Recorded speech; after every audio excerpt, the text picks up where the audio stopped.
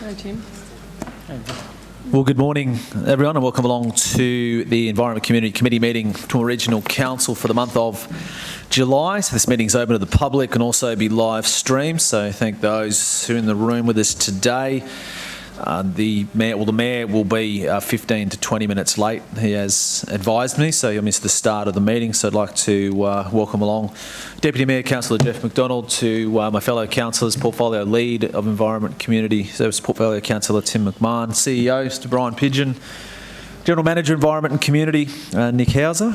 I would also like to acknowledge Aboriginal parties whose songlines traverse the lands which we meet on today, the Western Waka Waka, Guyabal and Jarrawa peoples, and pay respects to their elders past, present and emerging, for they hold the rich traditions and bold ambitions of Australia's First Peoples. Now, as I mentioned, we do have an early, or he will be late, the Mayor, but he will be in attendance, so we await his arrival. And also I would like to welcome the staff that are with us today, but also a very special welcome. So we do have in the back of the room some students from Fairholme.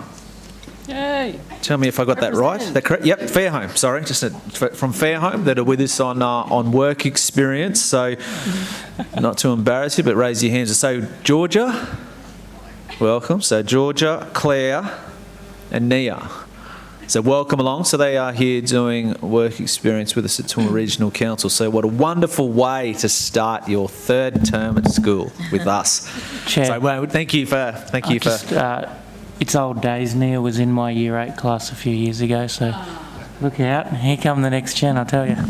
All right, so we'll minute that. So thanks, Councillor McMahon. But yeah, welcome along. So that's by way of the introductions. Good to see you on Origin 3 still. We had a lot of maroon for Origin 1 and brief amount for Origin 3, but probably understandable.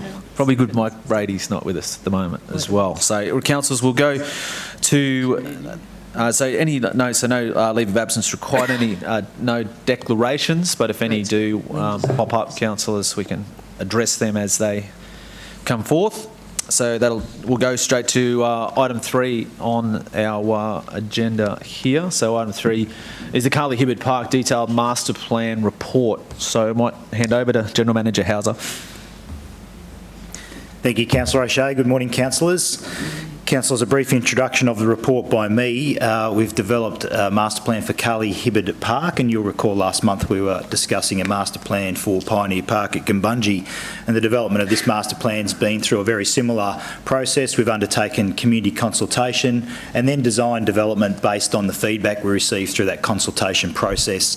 The most recent consultation was an on-site static display in the park itself of the two options that had been developed for conversation with the community around the desired elements that were included in both of those options. And so the master plan is now presented to you for your endorsement to allow the future embellishment of that park in accordance with the master plan. We do have funding available in the current financial year, and there is money projected in next financial year for the delivery of that parkland. Of course, that's subject to Council's normal budgetary processes, but like I said, adoption of the master plan allows us to progress with confidence for the delivery of that parkland. So with that, councillors, I'm happy to hand back to you, Chair, and if there are any questions, the officers responsible for the development of the master plan are here to answer them. Thank you. Any questions, councillors? Councillor O'Hara-Sullivan. Thanks, Mr Chair. It's really just out of curiosity.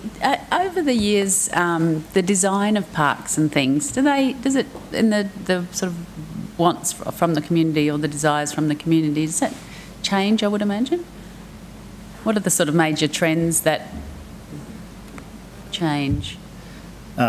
Yes, they certainly do, Councillor O'Hara-Sullivan. I might hand over to Alison, our landscape architect, to discuss that in more detail, but certainly we see changing desires, and our playground designers are always coming up with new ideas. We find children like to be challenged in the play elements that are provided, and different communities and different cohorts throughout our region are looking for different opportunities as well. So nature-based play is emerging as a opportunity that people are looking for as well. I think in terms of risk management, we've also seen over a long period of time, a trend towards quite tight risk management controls and quite risk-averse approaches to the delivery of playgrounds, but we're seeing that loosen now. So, we all grew up as kids climbing trees and jumping off tall buildings and all the rest of it, and we seemed to survive okay. Then we went through a period of real risk averseness where we took away a lot of that risk in playgrounds and put lots of signs up to warn people about that use, and I see that coming back a little bit to something a little bit more manageable and meaningful, which I think is good for children's development. My wife, who's an early childhood teacher, would tell me that that's good. They need to learn to take calculated risks. So anyway, I've spoken too long. I might let Alison talk about sort of the macro trends of, the way park provision is evolving. Thank you, Councillor. Just to really, Nick has covered it, but I would just say that generally trends are often in they are counter to other trends such as house block size. So they're wider, bigger trends that may not necessarily impact on Toowoomba, although generally speaking, houses are pushing out to the boundaries of standard blocks. And it's in that environment when we need to be looking at open space, that's public open space, encouraging kids to be running around, moving, active, developing their muscles, collecting, gathering, making friends, all the sorts of things that are not done as much as they were. So that's a broad trend. Another trend is, and Nick did allude to this, is the Australian standards. So we are very much dictated by those standards. And so when I was a kid, we had timber seats for swings. So we don't get that now. That's a really obvious example, but there are many of those. So play provision has changed. And so when we do install any play equipment, it needs to adhere to the standards at that point in time. So you'll see playgrounds that were installed in other areas, say that are really old. You'll see old like steel frames and monkey bars and all that sort of thing. We wouldn't be able to install those now. So yeah, it's sort of it's in reaction to existing conditions, how people live, and the standards. But another thing in this case is the changing nature of the local community. So where we've got more multicultural areas, then we've got different needs, and we try to respond to those needs. Thanks. Can you just give me an example of that?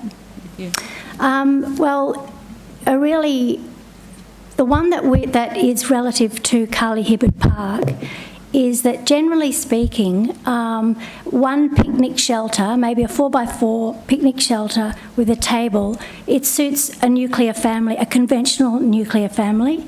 So further design work to incorporate different groups of people is to open space out next to a picnic area to allow for even a marquee or some sort of festival event. It's so it's just being flexible with the design and also the infrastructure.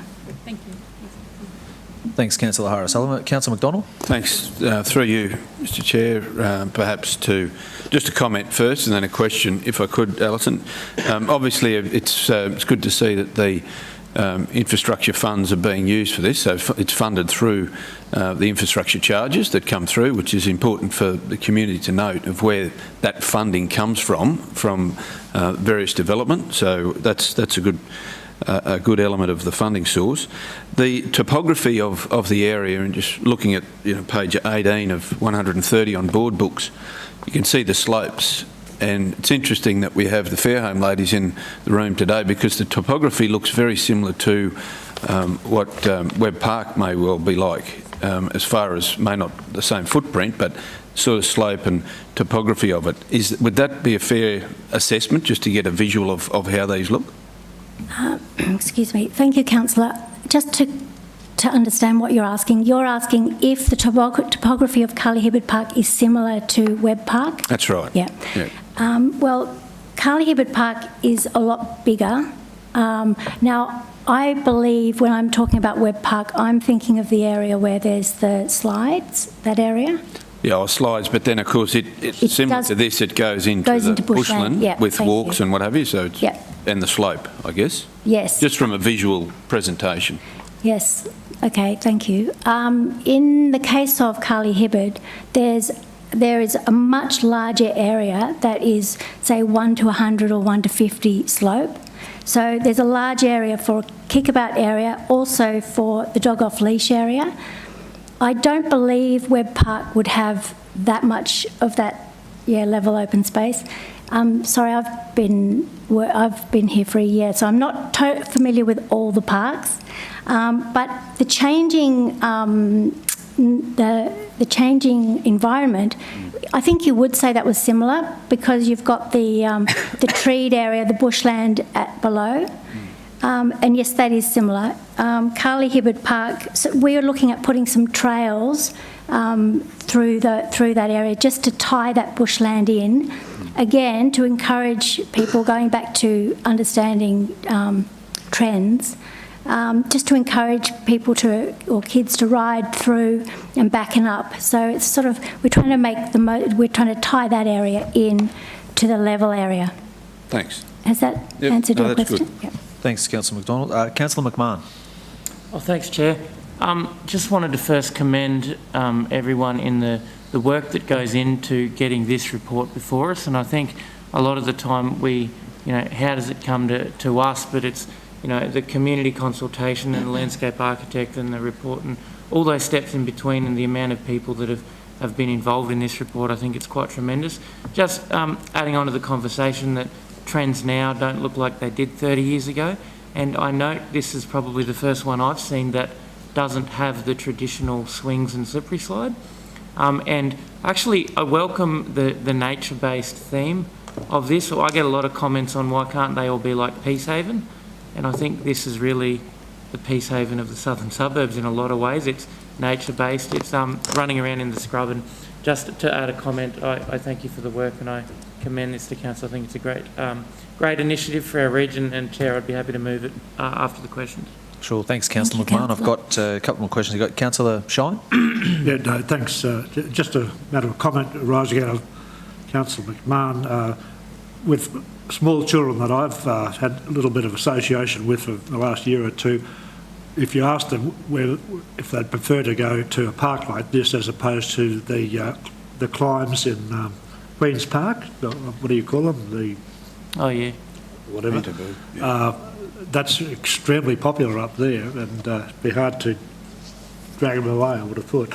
But I like Councillor McMahon and others. I commend you and your team for what you've come up with. It seems very exciting. I just want to, Councillor McDonald touched on the infrastructure charges. In the formulation, and this might be a planning matter rather than environment, and if so, we can find out later on, but in the calculation of the infrastructure charges, would a provision have been made for the cost of that retention basin that's referred to in the report? Will you? Yep. Well, I can just thank you for your question. That area is that was part of the development in 2011. So there is no plans in here to alter that. It exists as it is, and it's been designed to be functional So as it is. No current costing. No. It's all been done before. Okay. Yes, okay. that's correct. But at that time, would that be normal practice to include in the infrastructure charges for the subdivision? I'll let you. Yeah. Thank you. I might just make general comment, if I can, rather than specifically in relation, because I'm actually not sure what might have happened, but it could have been any one of a number of options. It might have been a condition of the development to provide the detention basin at the time, and given that it's here, I suspect that that's likely what happened in this instance. The developer then may have been eligible for offset credits in relation to their infrastructure charges and the like. Another way of delivery is for them to pay the infrastructure charges, and then council constructs at a later date, which is what we're doing with the park. But your question was specifically in relation to the detention basin, and I think Alison's clarified that it's already in existence, it's constructed. I suspect that it was done as part of the development, was conditioned as part of the development. And you mentioned the park as on top of the basin. Would charges have been reflective of the cost of what we're doing now? Yeah, so the charges would have been levied, they're on a per lot basis for all of the networks that council collects infrastructure charges for. Open space just being one component of those, the others being transport, drainage and whatever the other networks are that we collect charges for. A component of that goes towards the open space network. What's guiding and driving our development priorities in terms of park embellishment is both our open space strategy, which then informs the LGIP, the Local Government Infrastructure Plan, and the parks are then prioritised according to when the development occurs. So we can see that this development is now fully developed. The embellishment of the park's required. We've planned for the delivery of that park, and now it's being delivered using the infrastructure charges that have been collected to pay for it. Thank you. Others might have questions, but I do have another question. Well, I'm happy for you to... Okay, thank you. Just touching on that, I was going to ask, what was the priority scheme that we have for development of these parks, bearing in mind country towns which, don't have recent subdivisions, might sort of be missing out. And so can you tell us what, one assumes that there's a staged approach to what parks we develop, and is it based on population growth or whatever? So I might start, and then I might hand over to Michael and or Alison to add value if they can. Again, we're basing those decisions on our open space network strategy, and we touched on this last month, and we've committed to come back to council with an information session just to, as a reminder and a refresher and an education exercise, I suppose. So we're looking to schedule that information session for when we can get in and go through that. But the open space network strategy is based around a couple of key levels of service. One is access to parks, so the provision of the park type. So we have a park classification, a park hierarchy, beginning with regional parks at the highest end, and Queen's Park is an example of a regional park.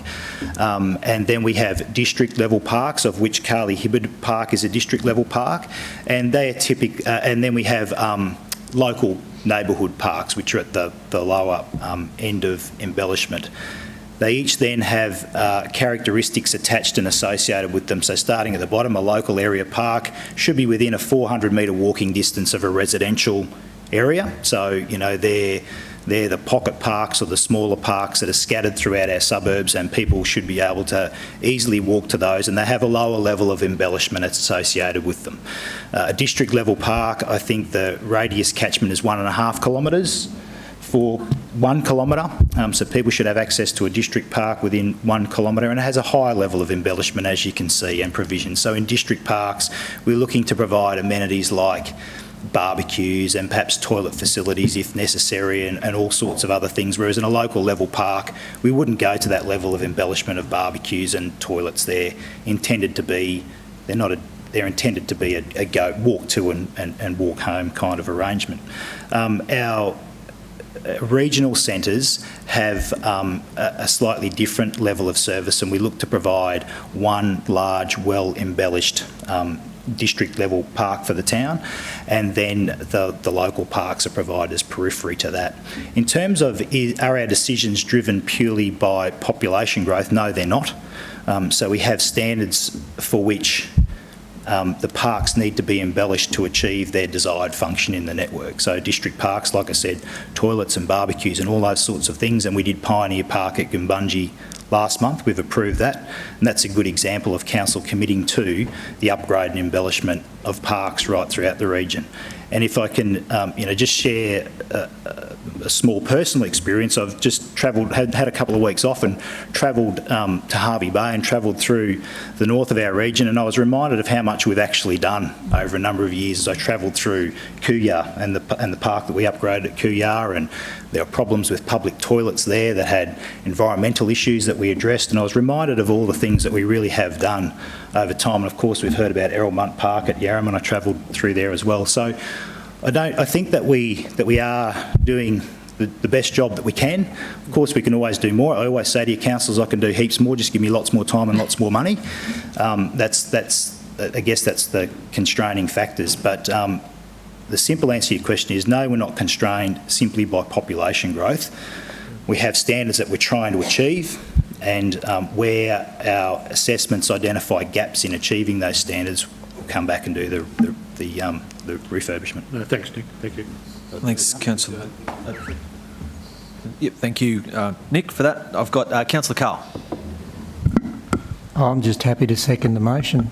Are there, if there are any further, Councillor Summerfield, you had a question? So, no. Have you got a mover? So there's no, yeah, I'm just saying, so there's no further questions? Okay. No further questions. So Councillor McMahon has moved. Councillor Carl's happy to second. Any reason to go into debate? I'll put the motion. Those in favour? So it's carried unanimously. Thank you, Alison. Thanks to Michael. We go to...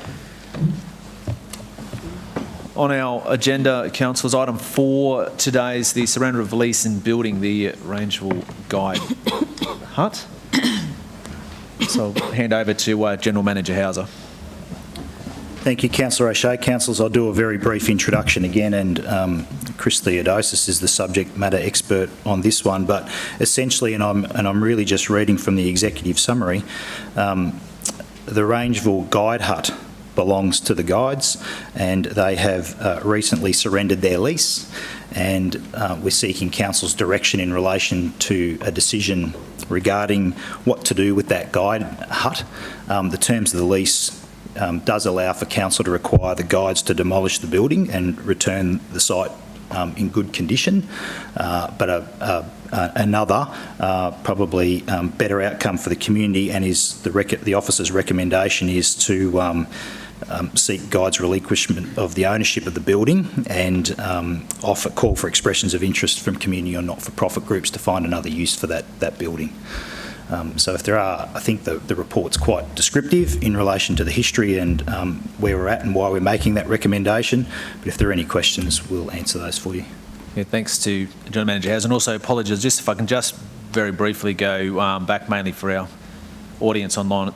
Before that recommendation that we were approving was the Council endorsed the Carly Hibbard Park Detailed Master Plan report and report used in formulation of future capital works, etc. So apologies, I didn't, for those watching at home, didn't actually read what that recommendation was. So sorry. So back now with 4 councillors. So thanks, Nick, for that intro. Does anyone have any questions regarding this item? Councillor O'Hara-Sullivan. Oh, thank you, Mr. Chair. I don't even know what...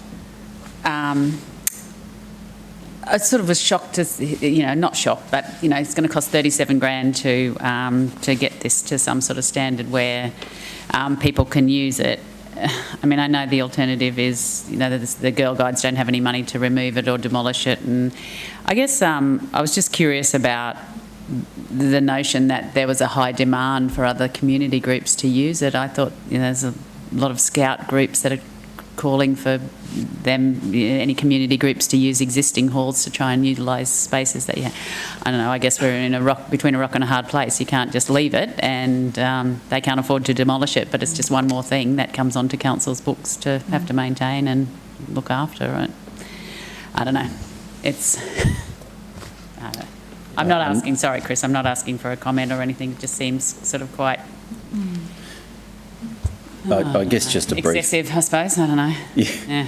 Just a brief comment. Unfortunately, over a number of years, we've seen the demise of certain scout groups and guide groups, particularly around Toowoomba, but also in the regional areas. But on the same token, we've probably seen the rise of other groups, particularly like men's sheds. They're just going gangbusters at the moment. There's a lot of growth there. I'm not saying a men's shed would be suitable for this site, but we quite often get inquiry from different groups looking for a home. They're not in a position to share a hall because they have equipment or different bits and pieces. So this is an opportunity for them to have a hall, or perhaps a combined groups, perhaps two that share the hall and can have their own little spaces in it.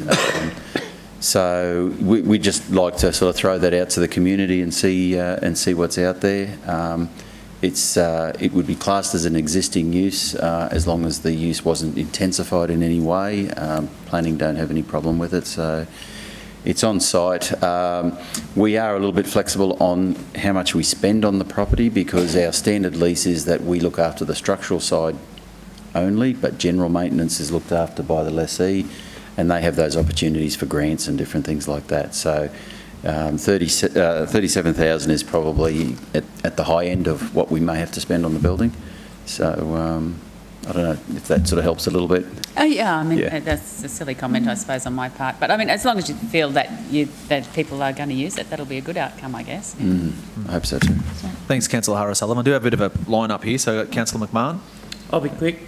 Thanks, Chair. So we own the building already? No, we don't own the building. All the Scout and Guide huts are owned by the Guides Queensland.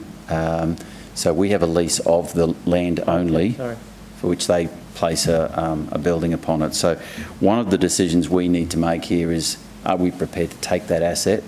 And then the second part of that is calling of the tenders if we do take it. Otherwise, we say, no, we don't want that asset. It's not ours. Please take it away. In a nutshell, that's how it is. I'm just wondering, there's a Scout hut next door, and I know we go to tenders and expression of interest, but I would have thought there'd be quite a high demand for this kind of a premises in Picnic Point. No, not really, unfortunately. Just over in Centenary Heights, there was a Guides and Scouts hut there. I think the areas, the catchment areas are becoming larger to go to say Rangeville, but Rangeville Guides couldn't sustain it themselves. So Scouts, I don't know how Scouts are travelling. They seem to be going okay. We haven't asked for their numbers or anything like that. So hopefully they'll keep forging on. Right. Thanks, Councillor McMahon, and welcome to the meeting to Mayor Councillor Paul Antonio. Next question I've got from Councillor Summerfield. Thanks, Chair. So I did wonder, Chris, whether the understanding that the Guides can't afford to do anything with the building, would Council consider removal of it based on the cost of bringing it up to scratch, which I've got 36, but 37,000, whatever it is, to do that. But also the fact that we have so many community halls and assets across our region that we have to maintain, and we often have briefings where we discuss all of these halls, which we know mean so much to these communities. But I just wonder whether doing it up and keeping it there is the optimal thing for Council. I'm just putting it out there. Was that considered that Council go through the process of removal of it and, selling it on to somebody who can relocate it and use it somewhere else?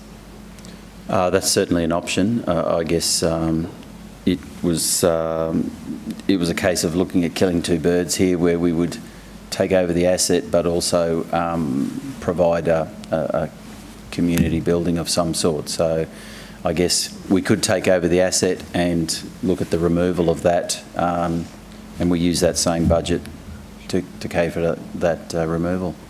Yeah. Well, hopefully whoever was... Sorry, carry on. Yeah, no.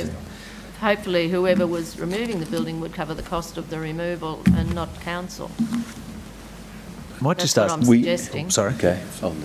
General Manager Nick Hauser to comment. Thanks, Councillor O'Shea. I wouldn't mind just making comment, and you might be right, Councillor Summerfield, it would depend on the outcome of that tender process and what value any removalists saw in the building, I suppose, so you wouldn't know the answer to that until you went to tender.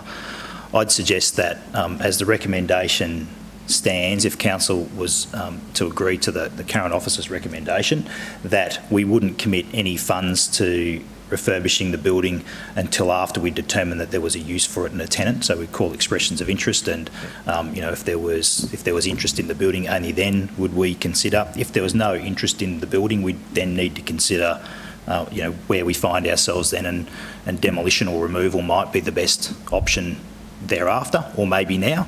I think in relation, you made some comments about community halls and all that being a bit of a struggle. I think this is probably a slightly different class of building than the traditional public hall. I suppose that we tend to have troubles with on occasion, trying to choose my words carefully, in that you'd be looking for a permanent, well, somewhat semi-permanent tenant amongst community groups. And Councillor O'Shea asked me, that what the demand would be like. It's really hard to say, I suppose. We heard from Chris that, there is a lot of demand for council facilities, and I'm looking at the Mayor. I know you've often got community groups in your office, Mr Mayor, asking for premises, but it's about what's suitable to them. Often they all want a CBD location and they don't want to pay anything for it either. So it's this may or may not be suitable to community groups. We won't really know until we call those expressions of interest, I suppose. So my suggestion to council and recommendation, if you're supportive of this, is that we wouldn't commit to funds until after that process. We need to bring back to council a decision to award a lease. Chris, is that correct? So we would call expressions of interest, and we would need to come back to you again, council, with another report that says this is the outcome of that expression of interest, and you would need to approve who the lease is awarded to. And only once we were sure we had a tenant would we commit any funds. And at that point, if there were no interest, we'd need to explore the other options, including demolition or removal. Okay, so anything further with that, Councillor Summerfield? Thanks, Councillor James. I just can't help but think that the debate should be held about whether we actually go out for expressions of interest, given the number of facilities that we've got throughout the region, including in Toowoomba, whether we actually go out for expressions of interest or whether we decide here and now. Because $37,000 is just the beginning, it'll be ongoing. Yeah, and I think I do have a bank up of questions here that I'll get to, but I suppose once we come to that's in this room's hands in terms of where we go with a recommendation. But I'm just quickly on what you mentioned there, Nick. I suppose if it was along the lines that we mentioned, this recommendation, really just by order of recommendation 3 would probably be 2, and then 2 would probably be attend to necessary subject to, essentially, if we would go along that path, if that's the process. So, but again, councillors, I said, I do have a number of questions that I'm going to get. I've got Councillor Shine, Councillor Taylor, Councillor McDonald, Councillor Taylor and Councillor Carl. So next ticket, Councillor Shine. No, thanks. Very brief. Just looking at the cost of that refurbishment, I didn't think it was all that high, bearing in mind what it does cost to renovate houses these days, and I thought it'd be worthwhile spending. My experience here and before is that there are many community groups who are after accommodation of this nature and would be ashamed to lose it. And then trying to go back to when I studied land law about 1969, if my impression was, or my memory was, that fixtures become part of the land and become the owner of the land becomes the owner of the building. You might like to get some more up-to-date and better legal advice from our city solicitor, or whatever he's called these days, in that regard. Thank you. Thanks, Councillor Shine. I've got Councillor Melissa Taylor. Thanks, Chair. My questions have already been answered because one was Councillor Summerfield's the demolition, and I was going to suggest exactly what you suggested, Councillor O'Shea, was I thought we were putting the horse before the cart with the recommendations. So thank you. Yeah. Thanks, Councillor Melissa. Councillor McDonald. Thanks, Mr Chair. Just, Chris, going back to, if I could, through you, just going back to Councillor Shine's question, no doubt we've investigated this in regard to the ownership of that building, and does it become that? Can you just answer that question? Yeah, a lot of our older leases that were probably 1980s and earlier it was an automatic condition that at the end of the lease, the improvements would vest with council. Since then, I don't know if it's class it as new age thinking, but we give the lessee the option to remove their asset at the end of the lease if they should decide to go. In most cases, they renew and continue on. But there's a lot of buildings there that, well, I think this fresher clause protects us a little bit, so we're not necessarily stuck with these buildings. We do have that option of throwing it back to the tenant to dispose of or remove, etc. So that's how our standard lease is written now, with the improvements that are not owned by council. Does that answer your question? Well, that's what the lease says, and what the law might be different to the lease. That doesn't matter. Obviously, it's going to be difficult for, say, a Besser block building. I mean, it's just, there's no way it can be moved. But there's a lot of scout huts. They're all on stumps, and we're quite happy, and it's always subject to parks approval, to have those picked up and taken away, because most of our scout huts are on parks. So if there's a master plan to be done, in most cases we may not want that building there anyway. So. Yep. To my question? Yeah, sure. That's all right. Have the, through you to Chris, have the guides actually investigated any people that might come in and take over the lease for them? Have they been proactive in that fashion? They have. I don't think they've broadcast it through a proper advertising campaign like we would. We try and saturate all avenues for community groups to come forward, but I think it was a case of hearsay, and no doubt they would have approached the scouts next door, but it's likely the scouts would not be expanding, so I assume no interest was taken up there. Okay, that's fine. Just, I concur with subject to what Wendy's put up there. I concur with that.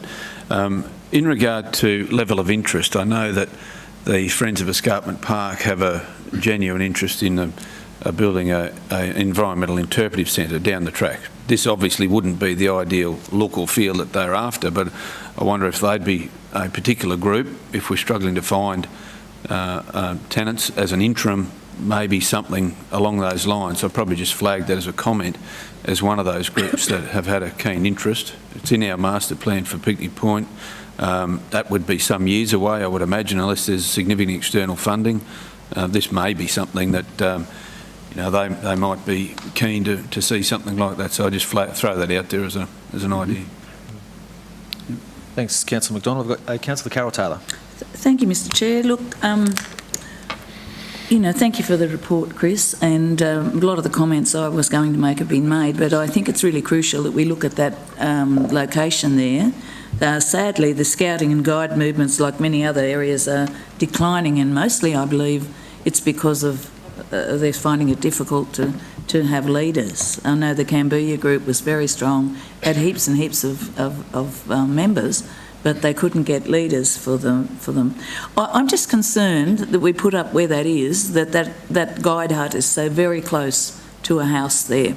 And I think that we need to be very careful. It's critical we make sure that before we call for and let everyone think that this is there for the use of, that we consider what the use would be, because I think it needs to be something in keeping with what has already been there. It's very close to that house there, and I think that you know, that's important. I support a call for expressions of interest, but certainly not leading anyone on to think that, you know, that's an open slather and you can do what you like there.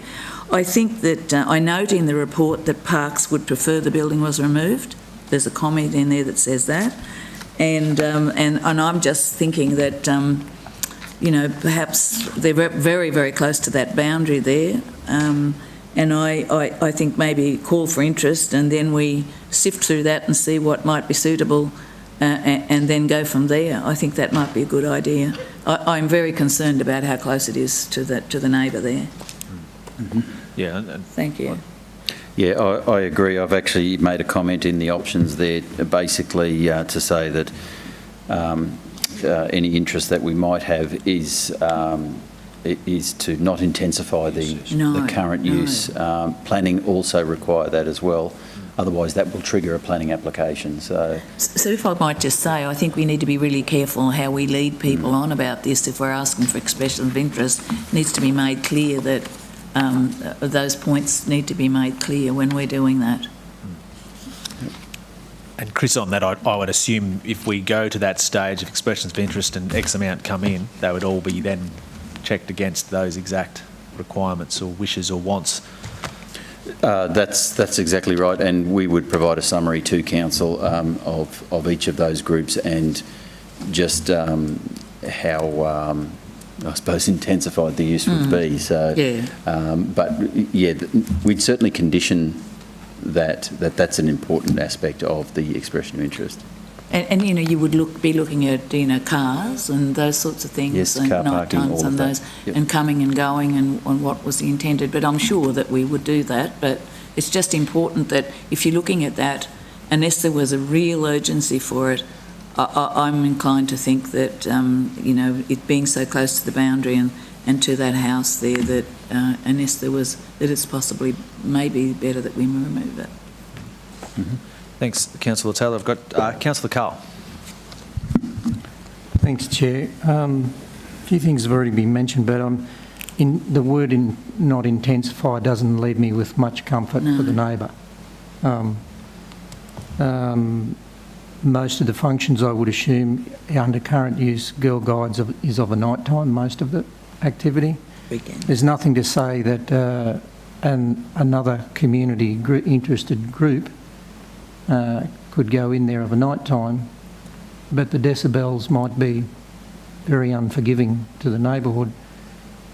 They aren't actually extending the hours of operation or intensifying the use, but it's too late once that potential problem is there.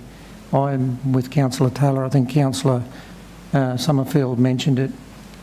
I think we need to be extremely cautious. That doesn't give me any comfort at all. I've just seen too many instances in planning where it's an as-of-right use. It's not intensified, but the impacts change to the neighbourhood. I think we're rousing, without, I won't name any entities, but we've got to be extremely careful of, there are examples within our region where entities have taken on assets much to their own detriment, and their asset management and liabilities bill has gone north for considerable years, and here we are, we're looking at a potential asset, taking on an asset, we're spending that much, and really usable space in that size building, looking at that era of building, I would assume it's an ex-military building by the look of it. It doesn't seem to make a lot of sense to me. Whilst I appreciate need for community use, I also appreciate the GM's comments that locality and position, accessibility is a number one priority for a lot of these groups. And this isn't exactly accessible, what you'd call CBD or prime accessibility, believe it or not, on the edge of Toowoomba, on the escarpment. I just feel that maybe our cheapest option, and I'm with Councillor Summerfield, is the cheapest option in the long run over whole of life here, and for the benefit of community, given the proposed master planning and redevelopment of Heller Street, that council pays to remove it. We don't hit the Girl Guides up. We don't go to lead. We just remove it.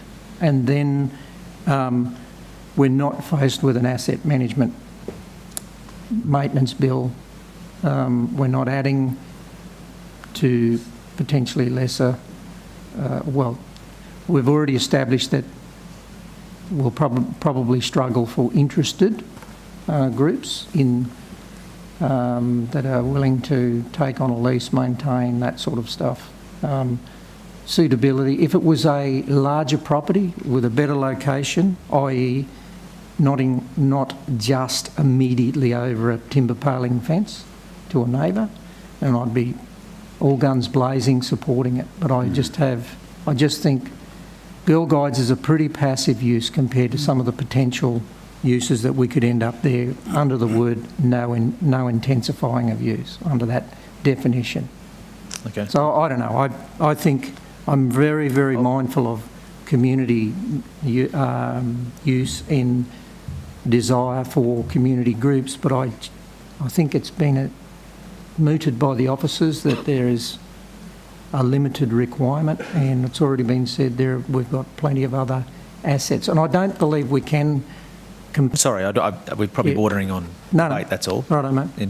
Is there a question or anything you wanted response from the officer in regards? Well, it was more clarity about the intensifying of use, because I just think, I presume that most of the activity under the guides would be of a nighttime use. Is that fair to say? Yes, and weekends. Yeah, and weekends, yes. Yeah. And just, if I may just ask a question around that, so where it sits at the moment, let's just say it's down that path of demolition. At the moment, because of where the lease sits, that would be at the cost of guides, but they wouldn't be able to afford that. They wouldn't have any money. I would go back to guides on that.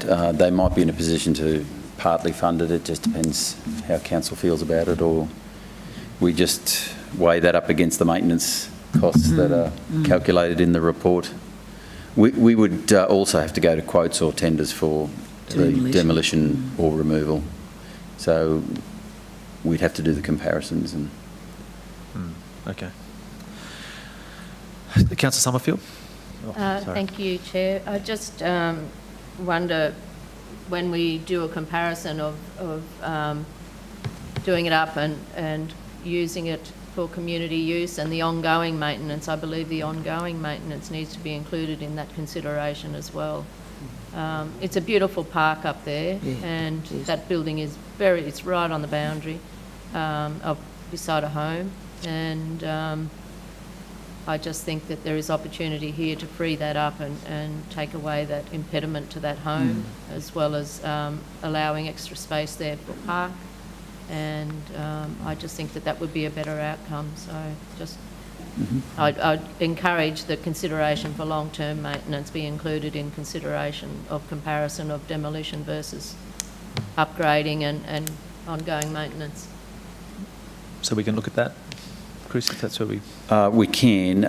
Council, under our normal lease terms, is responsible for structural maintenance only, so we don't generally look after any other type of maintenance. Painting, all that sort of thing is done by the lessee. So structurally, it's only if something's not compliant or that something major happens to it structurally where we would come in and it would cost council. So therefore, it's a little bit hard to sort of predict the costs going forward. Councillor Von Hoff. Thanks, Chair. So just to be clear, we don't have an idea at the moment of the costs for removal or demolition. That's correct. That hasn't been investigated. And for us to remove or demolish it, we would have to go to tender. That's not something that council could just perform. No, we need to at least get quotes, but yeah, it's either tender or quotes. So we call for professionals to do that job. It can also take into account whether there's some asbestos. There's only a small amount of asbestos in it, so that won't elevate the price too much for removal, which is a good thing. We try and just get best value, so that's why we call the quotes. So a further question then, Chair. It seems to me that we would have to then further amend the recommendation so that information came back to council that included Demolition. removal and or demolition. So before we make a decision, we have all of those numbers, including some of the other numbers about ongoing whole-of-life maintenance. Yeah. Hang on, I've got Councillor Antonio. I think General Manager Nick probably said something before that comes through my office on a regular basis. There's a real demand for structures of this nature for not-for-profit groups and those kinds of things, and I think that's a consideration that I'd be keeping in my mind. That's a beautiful spot up there, but it has played a real role in this community over a long period of time, and with the right people in there, I think it could continue to play that role. But this is a hairline decision, this one. I think, personally, I'd need more information about potential costing of removal or sale or whatever it might be, or demolition, whatever it might be, and the impact of that. Thank you, Mayor. I've got Councillor Shine. Just in relation to what the Mayor has said there, I support that because I'm well aware of the demand for community facilities of this nature, and bearing in mind the concerns raised about the noise issue. That building is surrounded on 3 sides by a park and 1 side by 1 house. Would it not be the case, Chris, that in a lease you could ensure that there is a clause governing the amount of noise that's allowed and times of operation and that type of thing? Yeah. Yes, we have that in our leases. Thank you. I've got, Councillor Carl. Yeah, Chris, question regards upgrade. Will the asbestos be taken into account in that $37,000 that are allowed for? And because I overlooked that fact, or I don't know, I must have missed it in the report. But and two, will as part of the structural maintenance, I presume we would have to at least undergo a termite inspection annually as part of that as well, and if need be, treatment. It's synonymous with red soil and buildings of this vintage. Yes. That's right. We would add this building, if it becomes a council asset, we add this building to our pest control contract. So it's the hundreds of buildings that we do, this would be included. Sorry, what was the first question? The asbestos. Yeah. Yes, the asbestos has been considered and is part of the costs associated with. So that would be removed regardless? No, it doesn't need to be removed. It's been considered in this. The asbestos is not damaged in any way and does not cause a harm to anybody. We've had an asbestos report carried out on the property. And that's what concerns me. That's at this point, once we renovate it, but it's somewhere down the track, it's a liability. And not just here, nationally, buildings of this vintage posing a real problem. I dare say we'll soon see it reflect in real estate as well. But yeah, just to comment, if I quickly we see this in planning all the time. Conditions of lease, performance outcomes, acceptable outcomes. But once the problem's there, it's too late. Despite our terms of lease, problems have been reported. I don't know. I'm really cautious about exposing, albeit one neighbour, antidotally that is. If it's an unacceptable noise level, it'll affect more than one neighbour, obviously. Thanks, Councillor Carl. I suppose the other thought to that is pendulum swings all the way the other way. You'd never have a lease for anything, or we wouldn't do anything.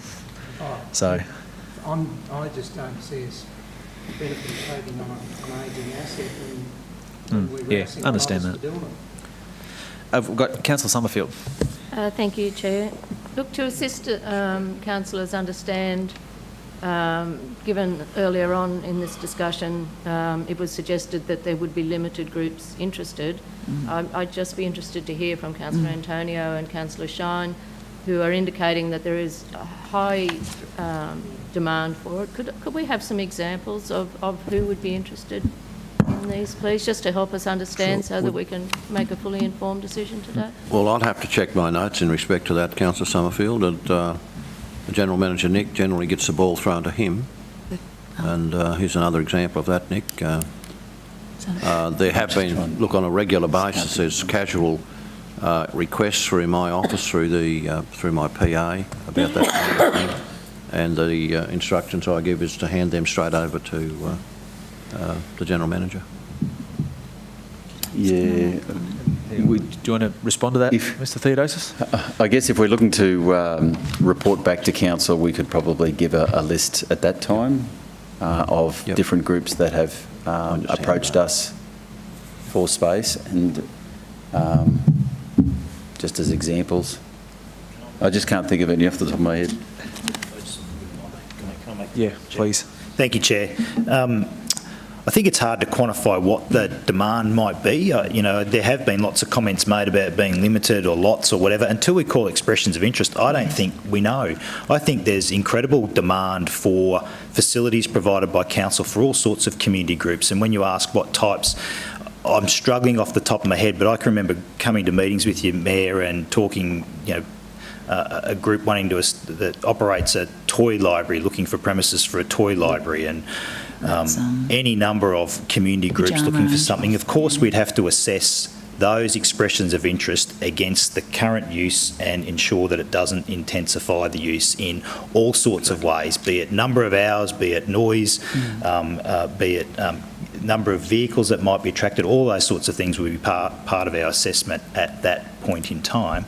But until we asked the community, we don't know whether this location and this facility would be of interest to them, or, you know, they're looking for a CBD location or something else. You know, really, this report, councillors, was simply about, there's two options. You know, the guides have surrendered their lease, and there's a clause in the lease that council can choose to exercise, which requires them to remove the improvements.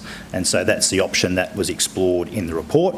The second option was that, you know, there's potentially community demand for community use here. That's an option that you can explore. No, we didn't look at an option of return to council and then remove the building, because that's very similar to option one, which was require the guides to do it. That's the least cost option to council. That's zero cost because the guides are responsible for that expense. What that looks like in practice, I don't know. We've heard that we're not sure of their capacity to achieve same, but we could exercise that option.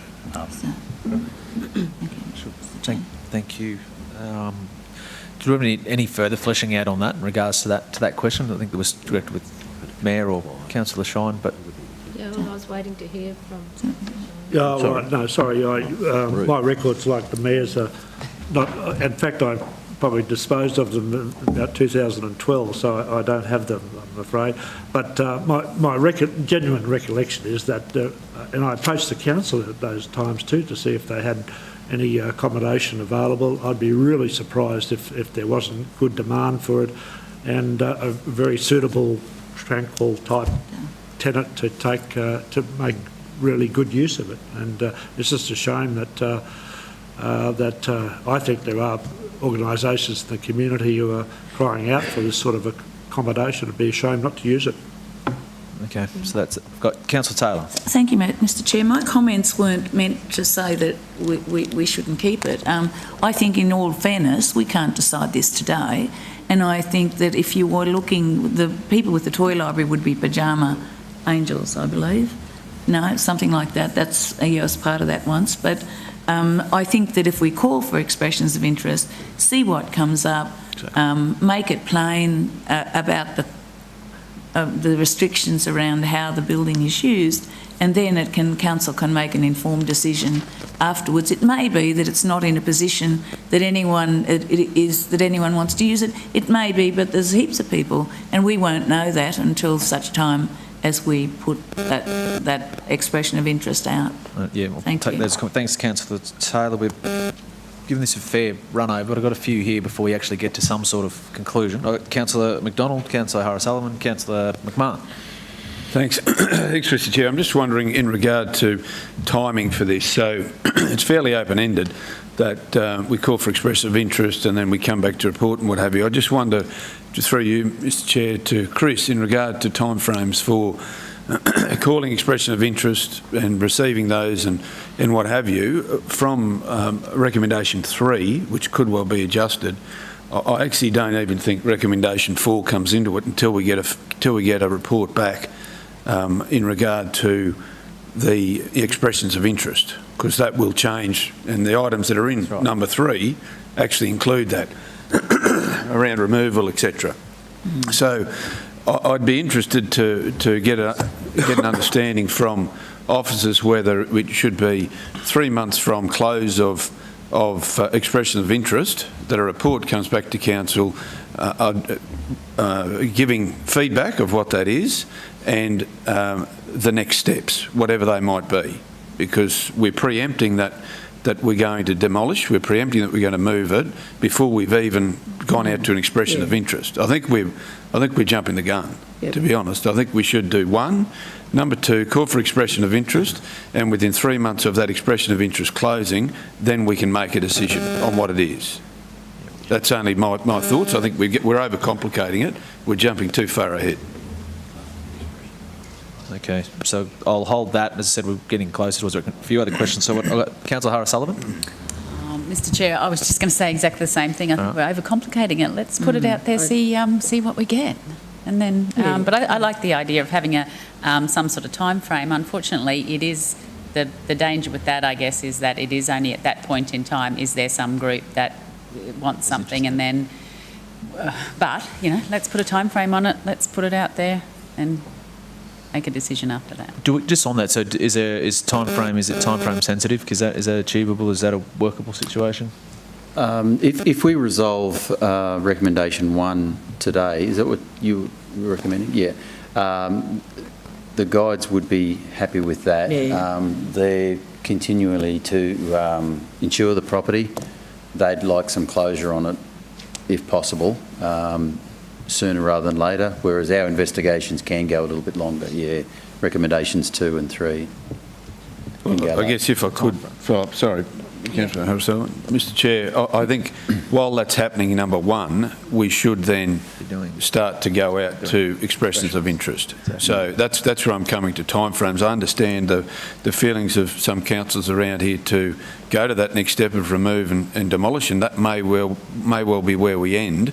But to give some surety to all the community and councillors, we should say, well, there's from 3 months, 6, whatever it is, from that closure. Otherwise, it's an asset that will continue to deteriorate without some level of ongoing maintenance. So, as it sits now, this could be there for 5, 10 years and nothing happens. So, I think we need some sort of time frame on it to give clarity to community that this is a facility. If there is the need that some think there is, then you've got 3, 6 months, whatever it is, to have an expression of interest, then council will make a decision on it. So it's up front, it's 1 and 2 with maybe a time frame on coming back to council. Mm-hmm. So that's something you... Yes, yep, that'd be fine. Okay. I've got Councillor McMahon. Chair, my comments are exactly the same as the last 2. I feel like we're scratching our head looking at who could be in it, and let's follow the process and call for expressions of interest. That was all. Thank you. Councillor Von Hoff? Thanks, Chair. I think that the addition of a timeframe is important and worthy. I think that when we come back and consider the EOIs that we've received, we also at that point consider the removal and demolition costs, so that council has everything on the table at that point to consider. Yep. Okay. Councillor Carr. Just a question, dare I ask? Would we not be raising community expectation with calling for an expression of interest before we get all the facts on the table about what it's going to cost us to remove it, demolish it or keep it? We've got the information about keep, 37,000, that's one-off initial spend to bring it up, or that's the maximum upper end the officers indicated to us. So I would have preferred a balanced view here of these are the options. remove, demolish, keep, whole of life costs to keep, which we don't have, and then decide whether we go out for an expression of interest then. Otherwise, we're putting ourselves in the breach, up the spout, and we might get 2, 3, who knows, 4, 100.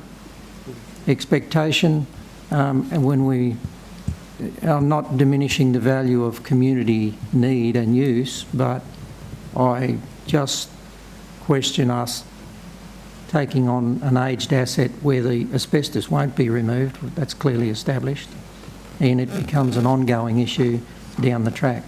So are we not raising community expectation by going expression of interest before we get all the facts in front of us? Question? Are we raising community expectation by going to an EOI? Is the question? Mr Chair, could I just ask another question? I've just got a couple here. I'd ask the General Manager to answer. I think that's for individuals to determine for themselves. I think it has the potential to do that. If you go to expressions of interest and have a number of community groups say, yes, I'd like to be there, and make a decision to remove the building, that certainly has the potential to do that. I think, councillors, I'd just like to say, don't overlook the fact, I think, that this asset in this location has way more potential than probably 80% of the other similar halls that we've talked about earlier throughout the region. And I'm not plumping for one way or the other. If council makes a decision that this building should be removed, that's okay. We've already heard that that's Parks' preference, and as an ex-Parks manager, you probably would like to keep that boundary clear and all of that sort of stuff, but there is community demand for these type of facilities, and this building, despite all of its constraints and challenges, and you've mentioned asbestos and all those other sort of things, still has way more potential than a lot of the other assets that we already have, councillors. Thanks, General Manager Nick. Councillor Summerfield? Thanks, Councillor James. Look, I'm comfortable with 1 and 2, provided there is a time frame on there, and 3 months has been mentioned. I guess I seek guidance from yourself, Nick, or Chris, in relation to whether 3 months is the appropriate time frame for it to come back. But with that expression of interest, we will then understand more. Like we've had discussions here that there are potential, and you've just said the same thing, Nick, that there could be.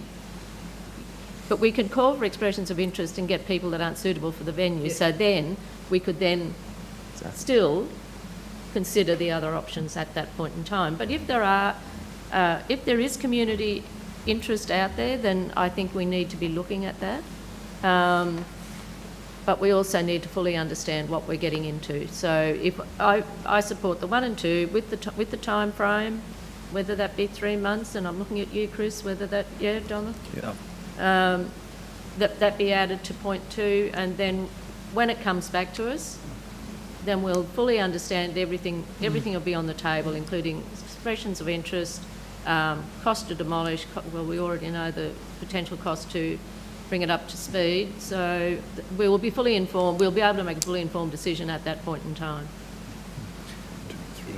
So there was a question, it was around the 3 months, and yes, I think that's suitable for us, to do the assessment of the expressions of interest, gather all the other information, and preparation of council reports has a reasonably long lead-in time too. So, these reports are probably already 4 weeks before the committee meeting. So, it's really 2 months for us to do the work and then have the report ready. So that's right. And, I think the original recommendation, councillors, about calling expressions of interest, and the report mightn't have been clear, is really a gateway decision for council to make that next decision. I mentioned earlier that the results of expressions of interest need to come back here for you to make a decision about a lessee going in.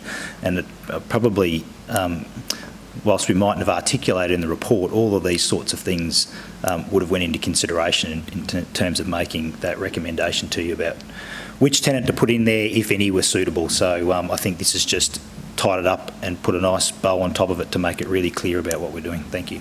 Thanks. I think we're getting closer to where we're looking at with those 1, 2 and 3 that's before us at the moment. But I've got Councillor Carroll-Taylor. Oh, look, thank you, Mr Chair. I just wanted to clarify something that Chris mentioned when he was presenting to us, that is it correct that we actually maintain this hall now? Did you say that? No, oh, we don't okay, thank maintain you. I thought that was a bit odd. Thank you. I misheard something. Thanks. Councillor Von Hoff. Thanks, Chair. Just for clarity through you to Nick, it's my hope that we can get an EOI that is really favourable for the community. If, however, at the end of these 3 months, a report comes back to Council and there isn't a suitable EOI that's been registered, will that report include information for councillors that we can consider about removal and demolition? Absolutely. So if we get a whole heap of heavy punk rock bands that want to use the facility and that's all we get, we'd be recommending to council that we don't accept any and we do something different with the building, probably remove it. Yeah, absolutely. Thank you. Thanks, Councillor Harris. Councillor McDonald. Yeah, look, I'm happy to move the motion, 1, 2 and 3. Okay, well, and not the superfluous underneath it. So just 1, 2 and 3 as it is. So just to summarise, councillors, what that is 1 being formally accept the surrender, as we talked about, and I don't think there's much conjecture around that. So 2 is call for expressions of interest from community, not-for-profit organisations to lease the site and improvements. Is that right? Yeah. Do any of that?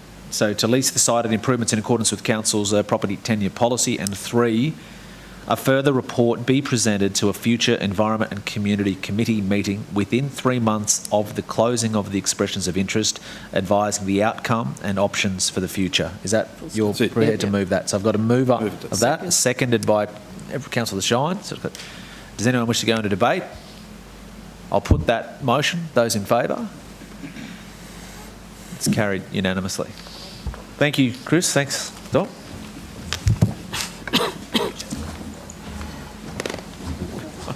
Thanks. Okay, so we go, councillors, to item 5, Environment Community Committee meeting for July, and it is the approved systematic inspection program for dog registration, dog microchipping and cat microchipping, and approved selective inspection program of places in Toowoomba Regional Council areas where declared dangerous dogs and declared menacing dogs are kept. Back to you, General Manager Hauser. Thank you, Councillor O'Shea. Councillors, this report seeks your approval, and there are requirements under the Act for us to have a resolution to do so, to undertake both a systematic inspection program to check on dog registration, dog microchipping and cat microchipping requirements in accordance with the Animal Management Cats and Dogs Act 2008, and also to conduct a selective inspection program to check on compliance with the conditions imposed on relevant persons for the keeping of declared dangerous dogs or declared menacing dogs, again in accordance with the same Act. So the report goes to some effort to explain the program and how we conduct it and the requirements of the Act for us to do this. This is not new. This is something that we do every year. And it's important for us to maintain community standards and community safety, and fresh in my mind is the tragic death of a young child mauled by a dog recently, and that case goes to show how important this legislation is and our conduct of same. Thank you, Nick. I've got Councillor Summerfield. Thank you, Chair. This is a good system that we do each year, and I believe it helps to keep our communities safe, helps to keep a track on cats, given that we don't have cat registration, and ensuring that microchipping is happening. And I believe there are great outcomes for our council. We get improved registration of dogs, and it's a win-win, I think, for the community and for council. Thanks, Councillor Summerfield. I've got Councillor Shine.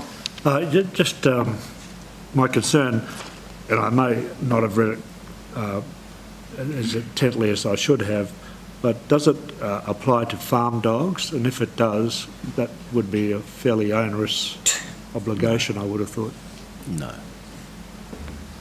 Mr Jeffries. Good morning, councillors. Through the Chair, no, it doesn't. There are registration requirements for farm dogs, or working dogs, they're called. But this inspection program is systematic for residential and rural residential properties only. So it's not for farming properties. That's clear in the regulation? Yes, it is, and it's clear in what will be advertised as well. Okay, thank you. Thanks, Councillor Councillor Taylor. Thank you. I just have to make a comment there. I'm sorry. Your question's the Queensland Government legislation, and yes, my two little dogs, little Havanese dogs, live on 40 acres of land, and they have to be registered. So they have to be registered. If they're in the middle of 300 or 400 acres of land, they still have to be registered.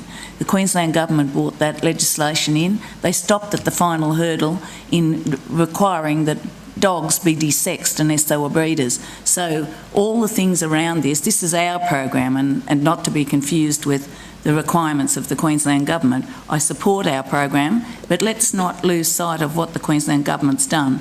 And you do have to register a dog that's not a cattle dog, sheep dog or something else. It doesn't matter where it is, you're supposed to register it.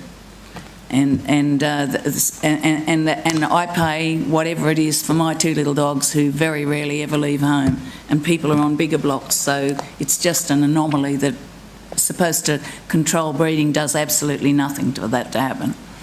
Take that as a comment. Thanks, Councillor Taylor. Are there any further questions? Just as a result of that comment, I'm just really unclear as to whether you do have to register a cattle dog or a kelpie or something, working dog. Do you or don't you?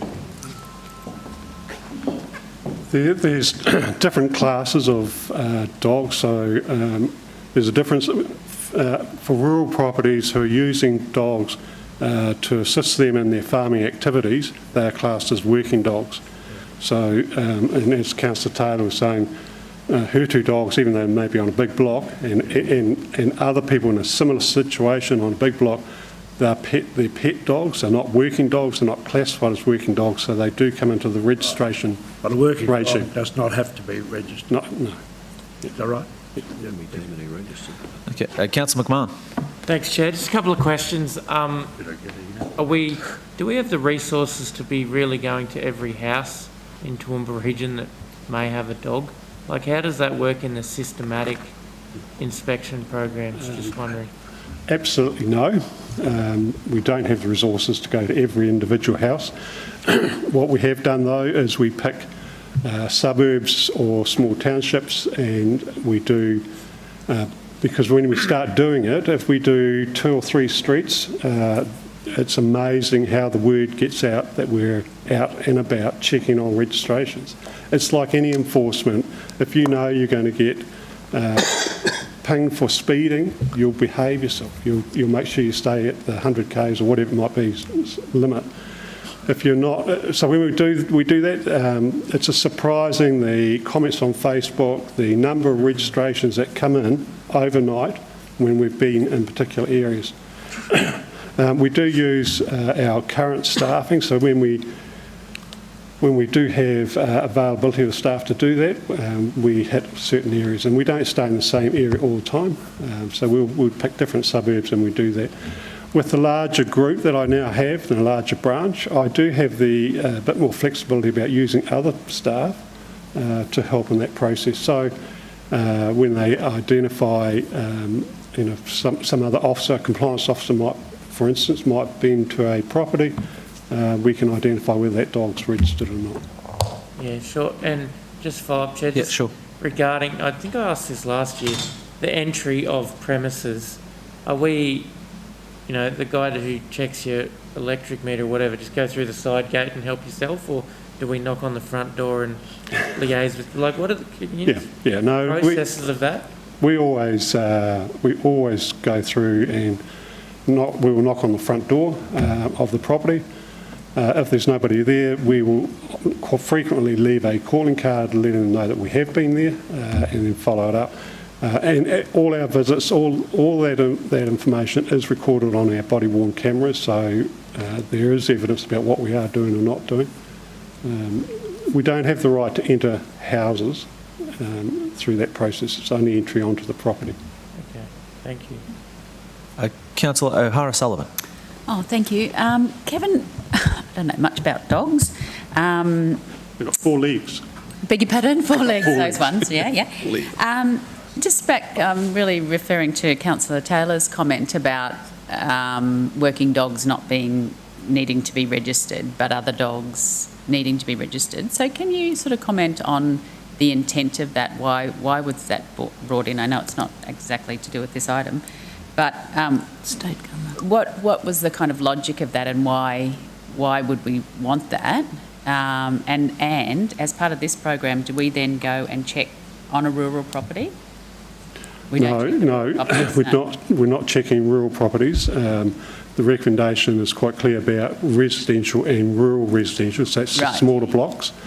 As Councillor Taylor said, it was a decision of the state government around when the new Animal Management Cats and Dogs Act was introduced, that working dogs are seen to be a tool of trade for farmers, whereas other dogs, whether they're desexed or not, are seen as pets and companions for those people that own those dogs. So they did see a difference between the two. Comfortable with or further question to that? Well, I just want to see the logic of it. What's the logic? Is it because you're trying to do what? Like, if they escape, you know where they come from or something, or is that? Well, They've still got they still need to be microchipped. Yes. So we should have that information. That was the logic of the state government when they made that legislation. So, I suspect there was some lobbying around that for the working dogs. Can I make a comment on that? Being in the dog industry, there was a lot of RSPCA and a lot of welfare groups, including the Boarding Kennel Group, made representations to the government and saying that only breeders should be allowed to breed dogs or working dogs or something like that. The government didn't have the courage to make sure that happened. So what's happened now, as someone like me, I'm a counsellor, I register my dogs. If I was out in the middle of 140 acres and just an ordinary person in the street, I wouldn't register my dogs. What's the point?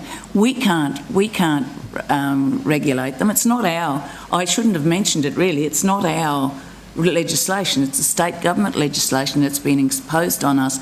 We were very active in that space, a lot of the dog industry people. If you look at what has happened in the court yesterday about those people that were here and somewhere else up near Bundaberg with puppy farms with up to 70 breeding bitches, that's taken 11 or 12 years for that to go through the courts. The cruelty and the disgrace of those breeding dogs being treated so cruelly and not looked after and not loved is what happens when you have indiscriminate breeding. And it's not the responsibility of people like our people who do their very best to try to keep everything regulated and try to help responsible dog owners to look after their dogs. These are people who just, and the legislation the state government was supposed to bring in to control that sort of thing hasn't worked because they just, it's a political decision, I guess. That's my thought as a dog lover and someone who's been in the dog industry, and the dog industry Australia-wide pushed back on all those state governments, and they should have brought in that there was no breeding unless you were registered, and then those kennels had to have a limit on how many that they could have, but it didn't happen. And now we've got what we've got through the court yesterday where little dogs are being held and their life's nearly over because it's taken so long to get through the courts and they haven't received the love that they deserve. Thanks, Can I just Councillor. have a follow-up, Sorry. Mr Chair? Yeah, sure. Just out of curiosity, how much does it cost to register a dog? Is it $50? $55? 45. 45. So it's $90 for my two little dogs. Through the chair, Per year? the lowest fee is $45. $45 is for a desexed dog. The fee is lower because it's, and again, the legislation requires council to do it. It's not by choice.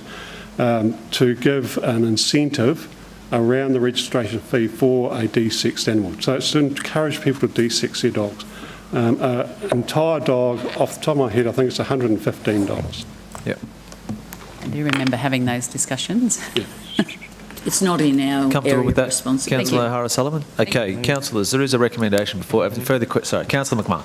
Happy to move. Happy to move, okay. Happy to second, take my choice. Councillor Carr. So that recommendation that we've got to move in a secondary is around council resolves to approve both the systematic and selective inspection programs and each authorised person may enter places to monitor compliance within the requirements for dog registration and dog and cat microchipping and check compliance with the conditions imposed on relevant person for the keeping of a declared dangerous dog or a declared menacing dog under the Animal Management. And the systematic and selective inspection programs commence from the 1st of September 21 and conclude 28 of Feb 2022, and that the systematic inspection program be undertaken of all residential and rural residential areas in the Toowoomba Regional Council area, and for that the selective inspection program targeted all premises, property and places in the Toowoomba Regional Council area where a declared dangerous dog and a declared menacing dog is kept according to records held by council and subsequent identification of addresses, premises through investigation and inspection. So I have a mover, I have a seconder. Anyone wish to go into debate? All those in favour of the motion? It's carried unanimously. Thank you, Councillor. That concludes the Environment and Committee meeting for the month of July. Before going to Finance and Business Strategy, I probably suggest we take a 10-minute break, councillors, if that's appropriate. So we'll resume at, take a 10-minute break. We'll resume at 10:35. It's disgraceful.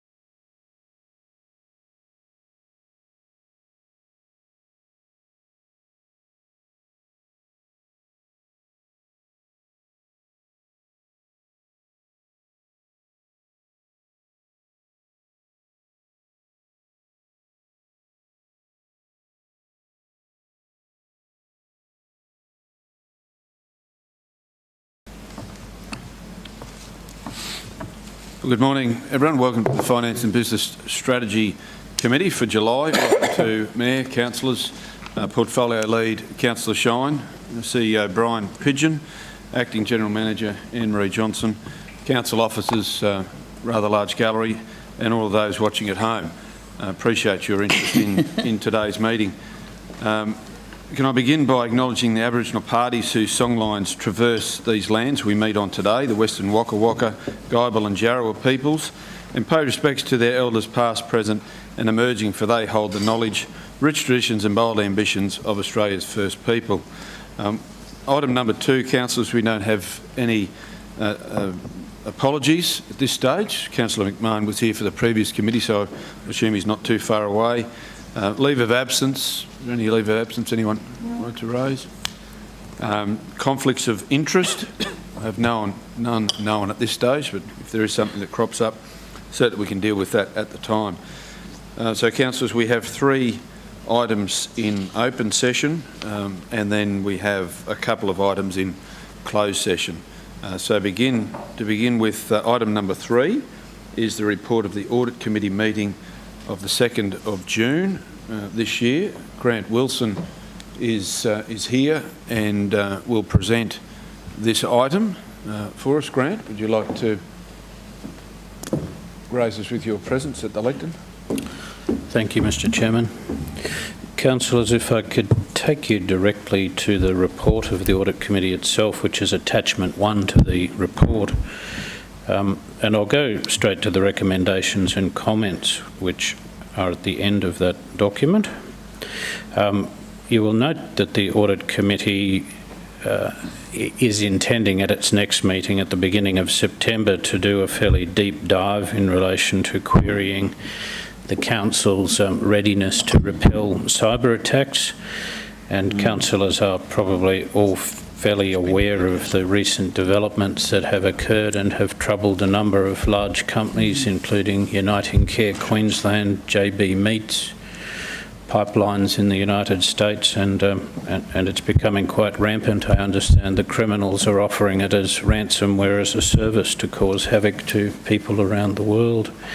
So it's very important to make sure that our operations are resilient. So there'll be more from the Audit Committee's consideration of those issues at its next meeting.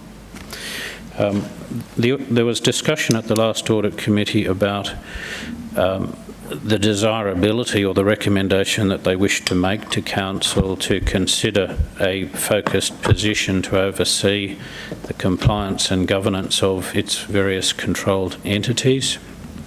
And what we would propose to do in the near future is bring a further report to Council about what that might look like in terms of FTE equivalents or a part thereof, or whether it's other positions within Council that can cope quite adequately with what is required in that regard. You will see that there are various other matters down the page. One is there was discussion about how prepared Council is in terms of business continuity planning.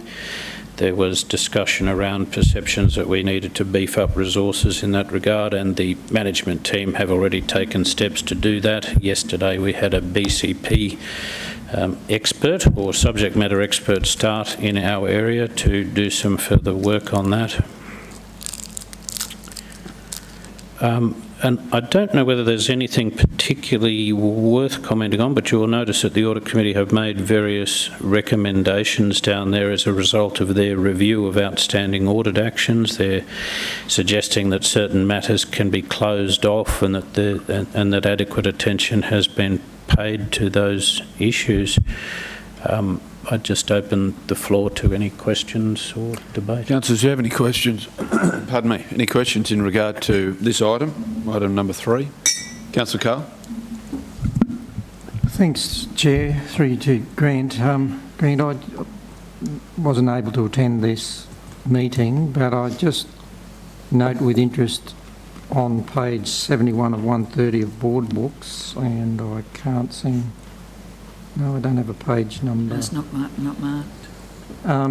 As part of those recommendations you're reading there, the last dot point of the first of point 1 on page 71 of 130 talks about how is the IT function changing its strategic priorities in the short, mid and long term, and are resources sufficient to achieve these priorities? Then it goes on down on point 7, it talks about risk appetite and tolerance, statements to be provided to councillors and the audit committee members with a recommendation for review. Not being part of this meeting, but reading through these points here, seems to me that the question begs, if these points are being raised, then I'm interested in the report back to councillors and some recommendations about what we're going to do about it. I recall on past occasions around, we raise these issues, but unless we're prepared to address this from a financial, in other words, resource, takes money in a budget framework, then we're not really moving forward on some of the cybersecurity or other things like that. So I'm really interested as to, I guess my question is, when does the report come?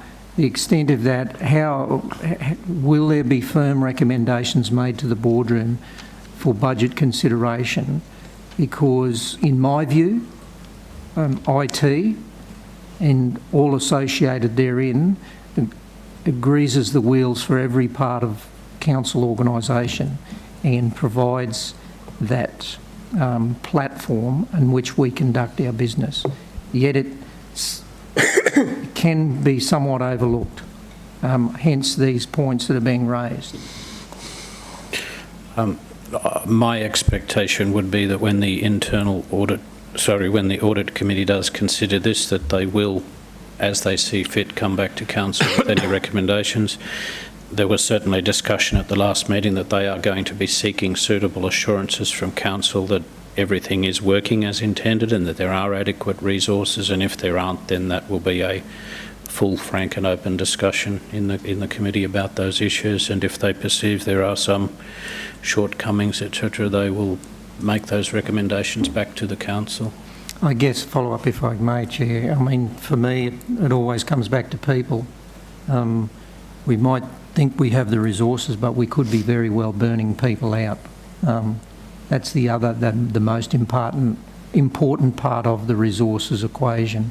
So I'll be keen to see the detail of that report come back and the extent of recommendations. Thanks. Very good. Any other questions or comments, councillors, in regard to that? Councillor Shine.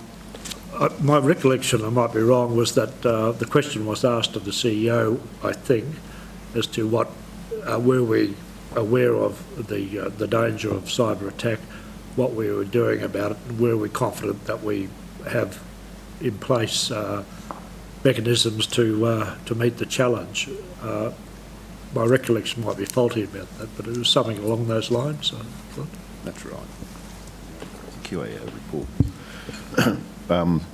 Yes, similarly, my recollection was that I think there was a QAO report on cybersecurity that was tabled, and those particular questions there were generic questions that the audit committee said that we should be asking ourselves. So that report in itself said an organisation with good governance and good principles on managing their IT functions should be asking their own entities those questions, and that specific list of questions was then picked up by the audit committee and said, yes, let's get a response from this organisation, TRC, as to what we're doing in responding to those questions. So I think that's how it actually originally got in front of us. Okay. Thanks. That's correct. Any other questions, councillors, comments? There's no other questions or comments. Someone like to move the recommendation that the report be received and the recommendations be adopted of the audit committee meeting on the 2nd of June 2021. Moved by Councillor Antonio, seconded by Councillor Carol Taylor. Those in favour? Motion's carried unanimously. Item number 4, review of council policy, 2.53. and expenses, reimbursement and provision of facilities. Councillors, this is another one for you, Grant. Thank you, Mr Chairman. Councillors, this is a rather minor amendment just to ensure that all and any benefits, provision of facilities, etc., that you wish to make available to yourselves and fellow councillors is contained within the one policy that the Act envisages will cover all of those matters.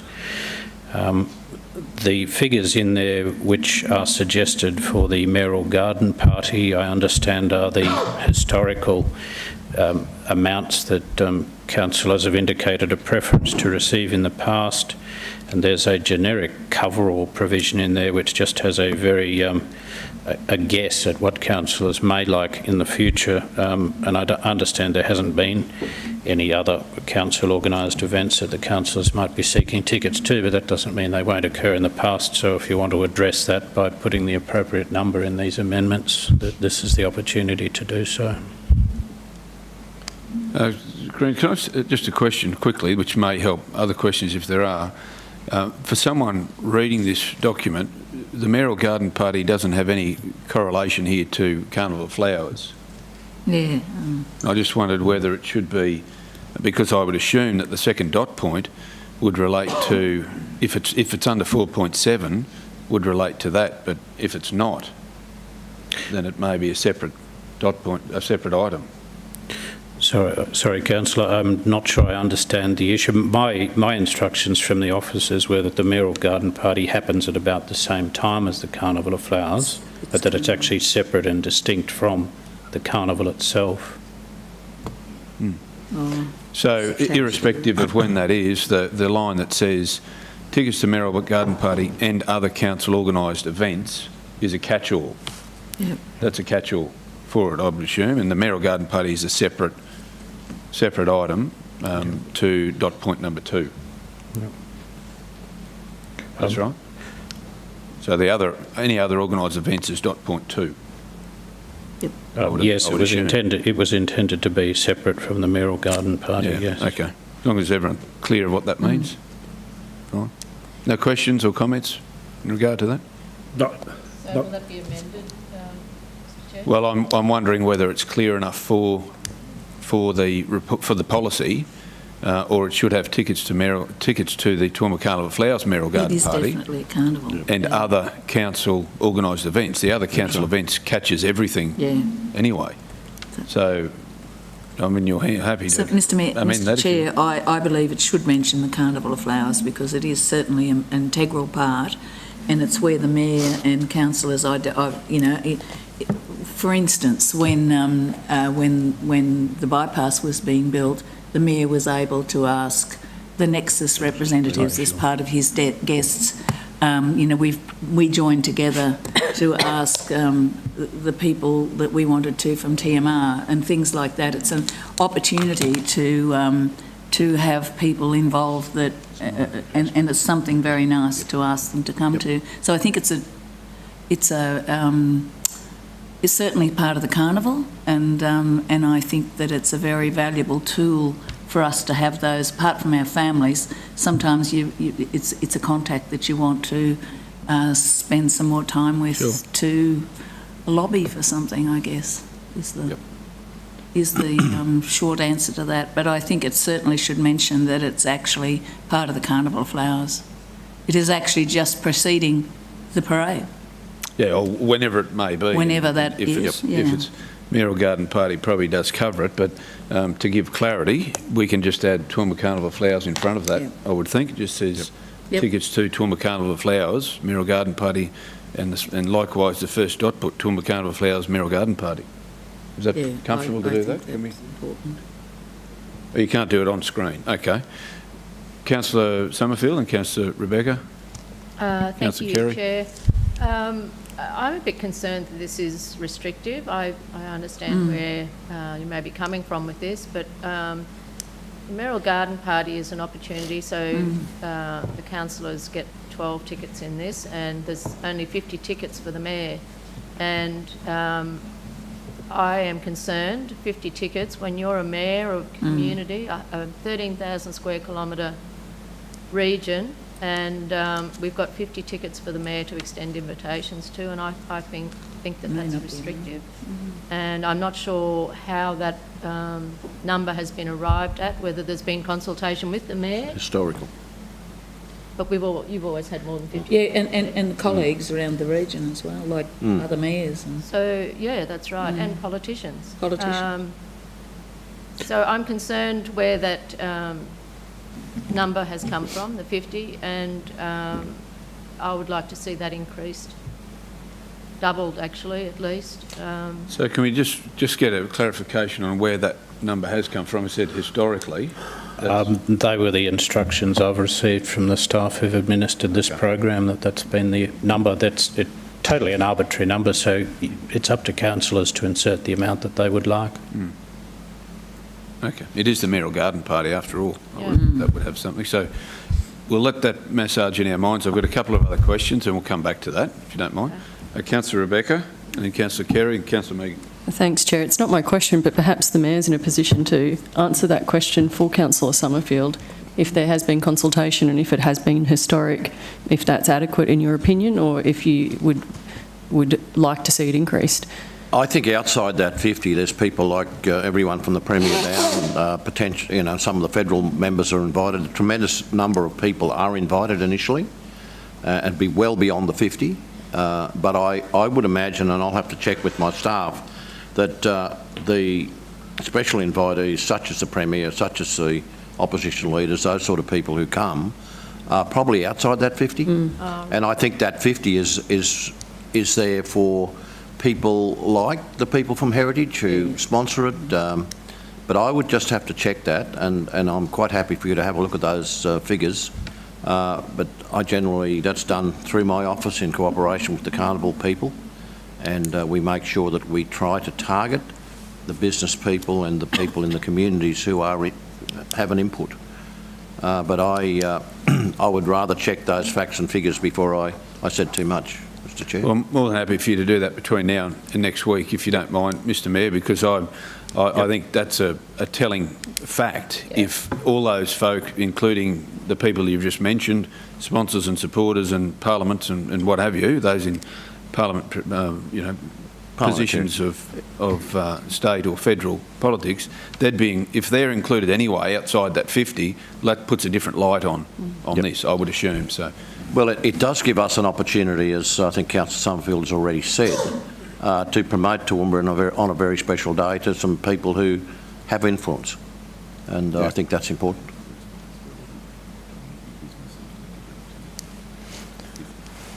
Follow-up, Councillor Summerfield? So could I encourage that we find out more information about it and that the wording of this reflect the additional information, because as this stands at the moment, it's 50 tickets.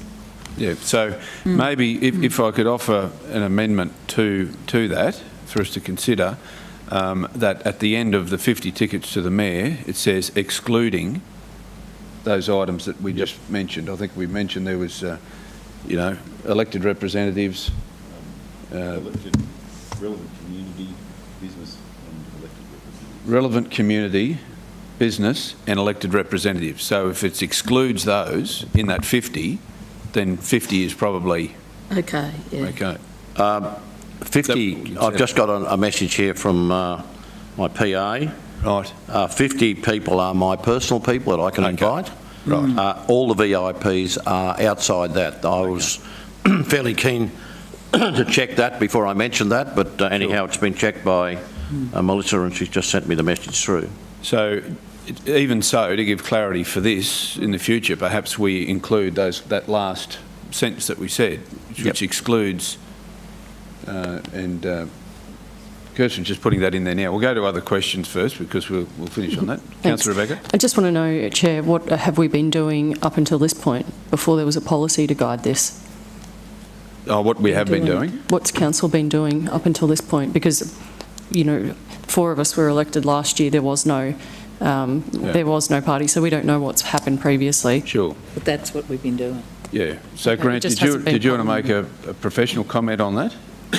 So I'll certainly have some history and say we'll... I don't have a lot of detailed knowledge as to what the council has been doing in the past. My sole focus here is just to make sure it's wrapped up and addressed in this policy.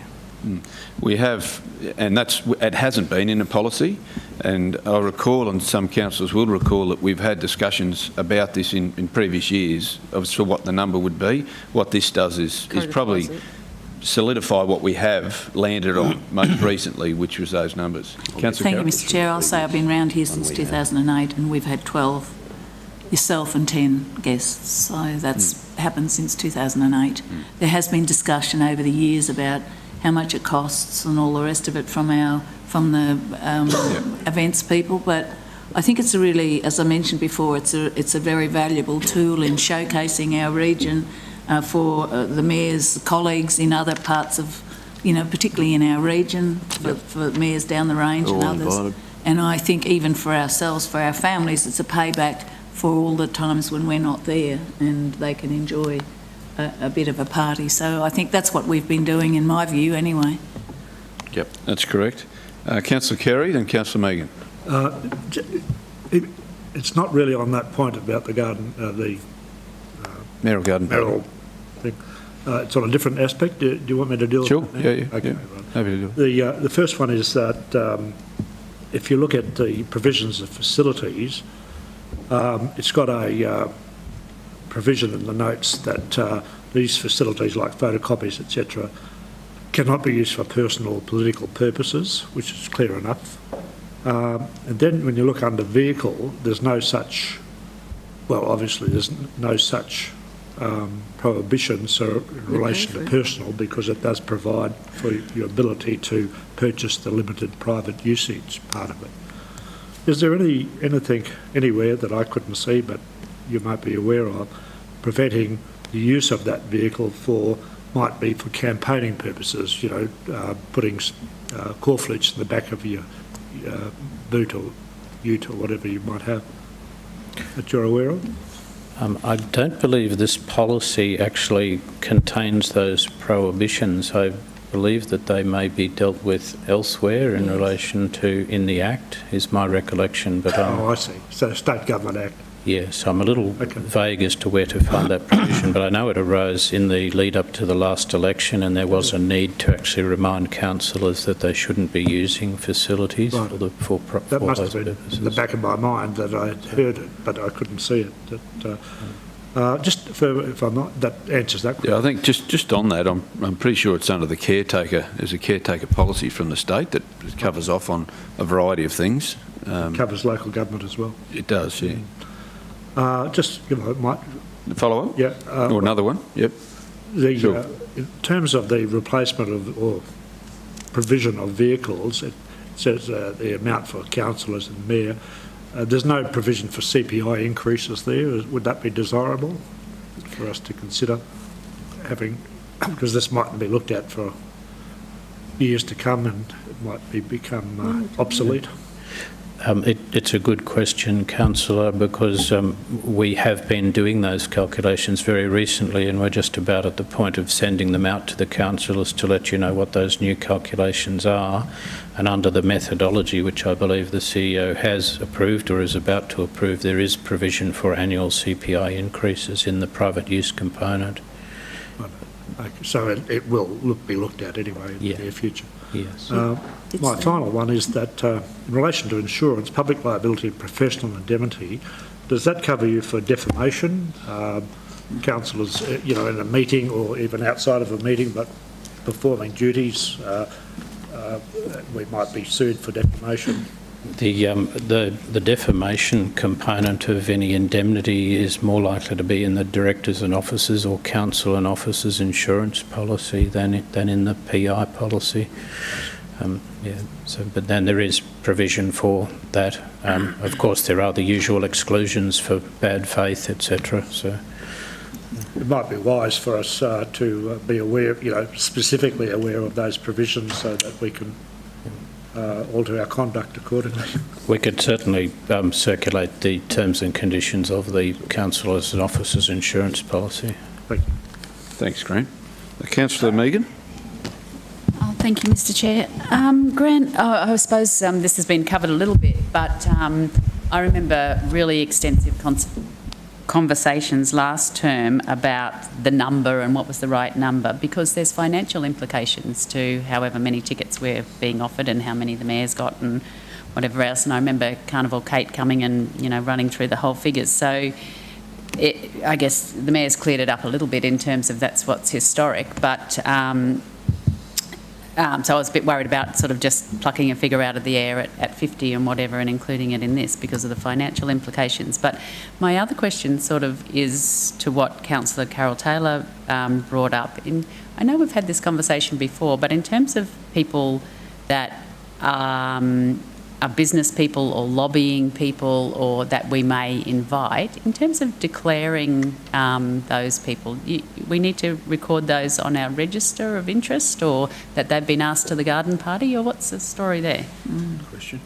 It is a good question in terms of that's really a largesse that the council is providing to your guests, and the only real requirement in the legislation is for us to accurately record the cost of that in the annual report in terms of the cost of the amount of facilities, etc., that the council awards itself.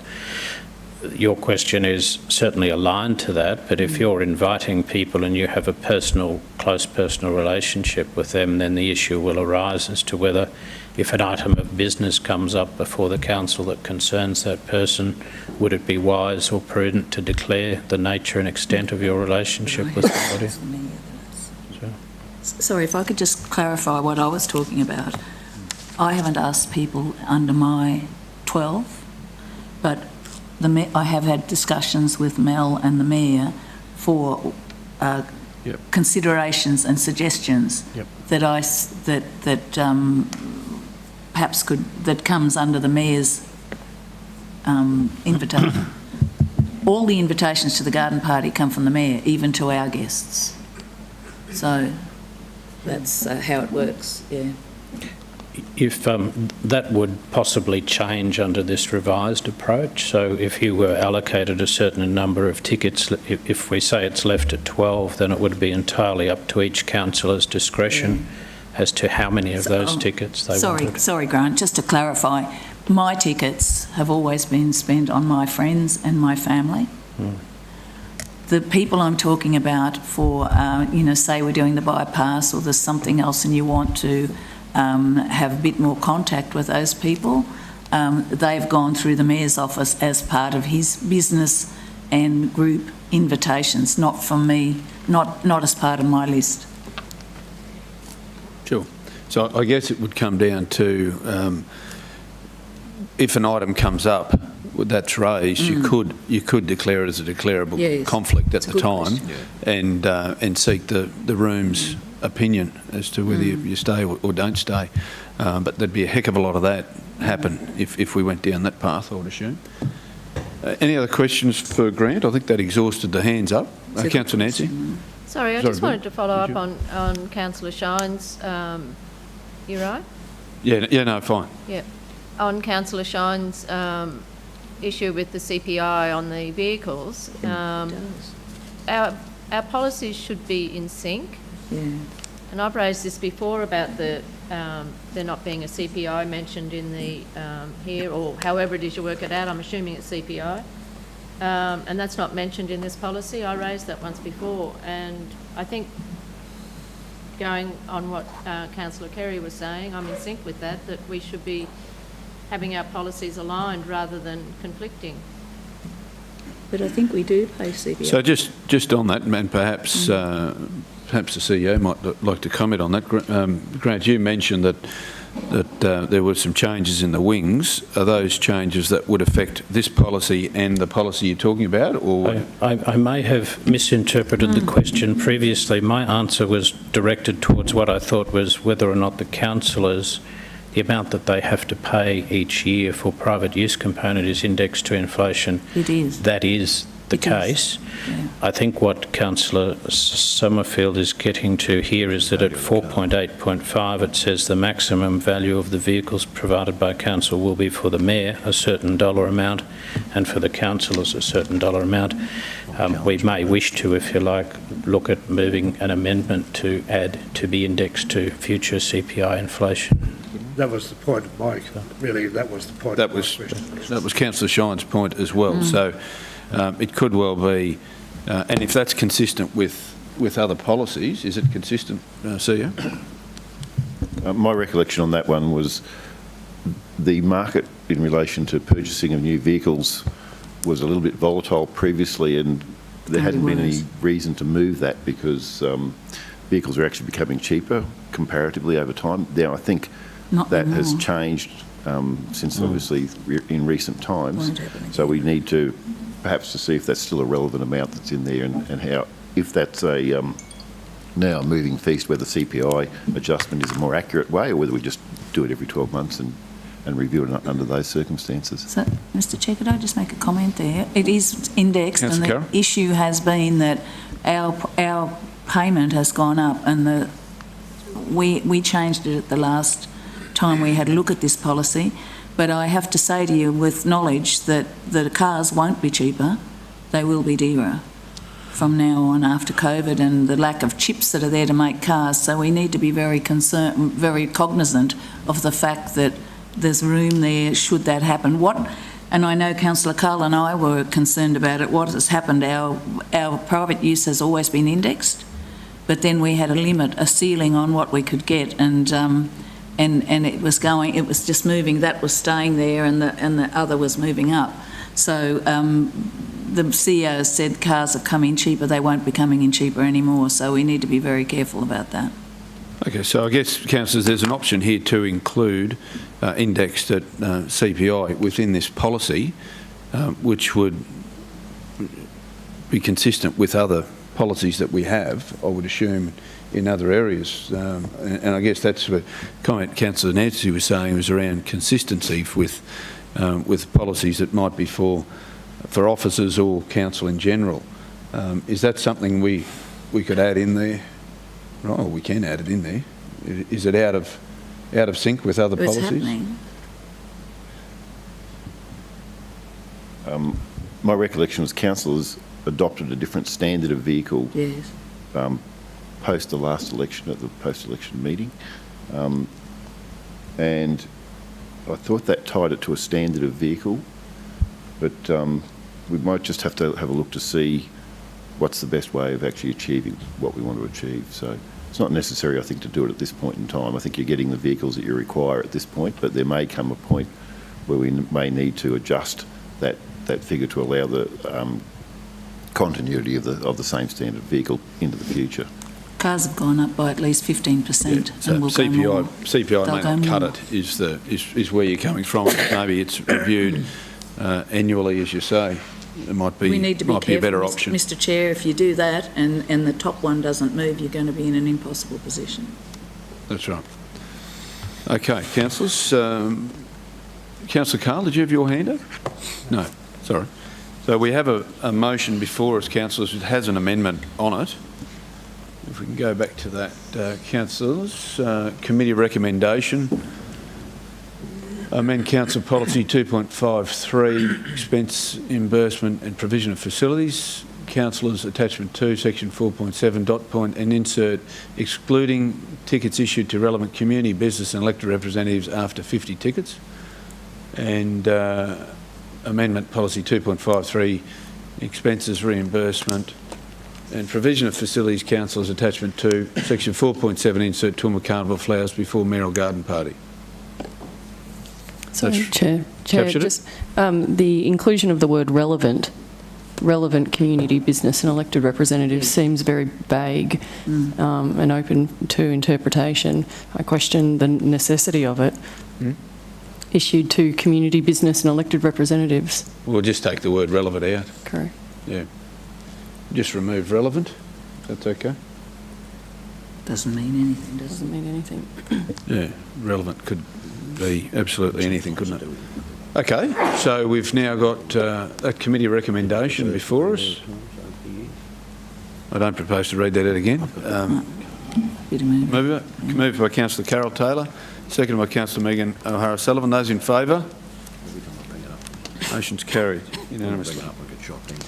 Okay, item number 5, councillors, the quote or tender consideration plan, Fleet Logistics for service repairs and parts from original equipment manufacturers for plant and equipment. Thank you. General Manager. Good morning, councillors. So at the July 2020 ordinary meeting, councils adopted a quote or tender consideration plan fleet and logistics for service repairs and parts from original equipment manufacturers. This report is the first annual review of that plan. So if you look at page 101 of 130, we have provided details of the plan, which clearly sets out the original equipment manufacturer and proposed suppliers, and also includes the new suppliers to the plan.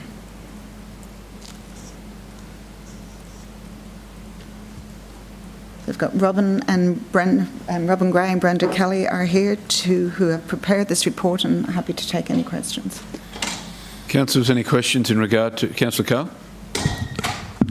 Just regards OEM, my understanding of OEM is, are you inclusive of aftermarket manufacturer of OEM parts? It's not necessarily badged, for example, a badged Mazda part, but it's still an original equipment manufacturer.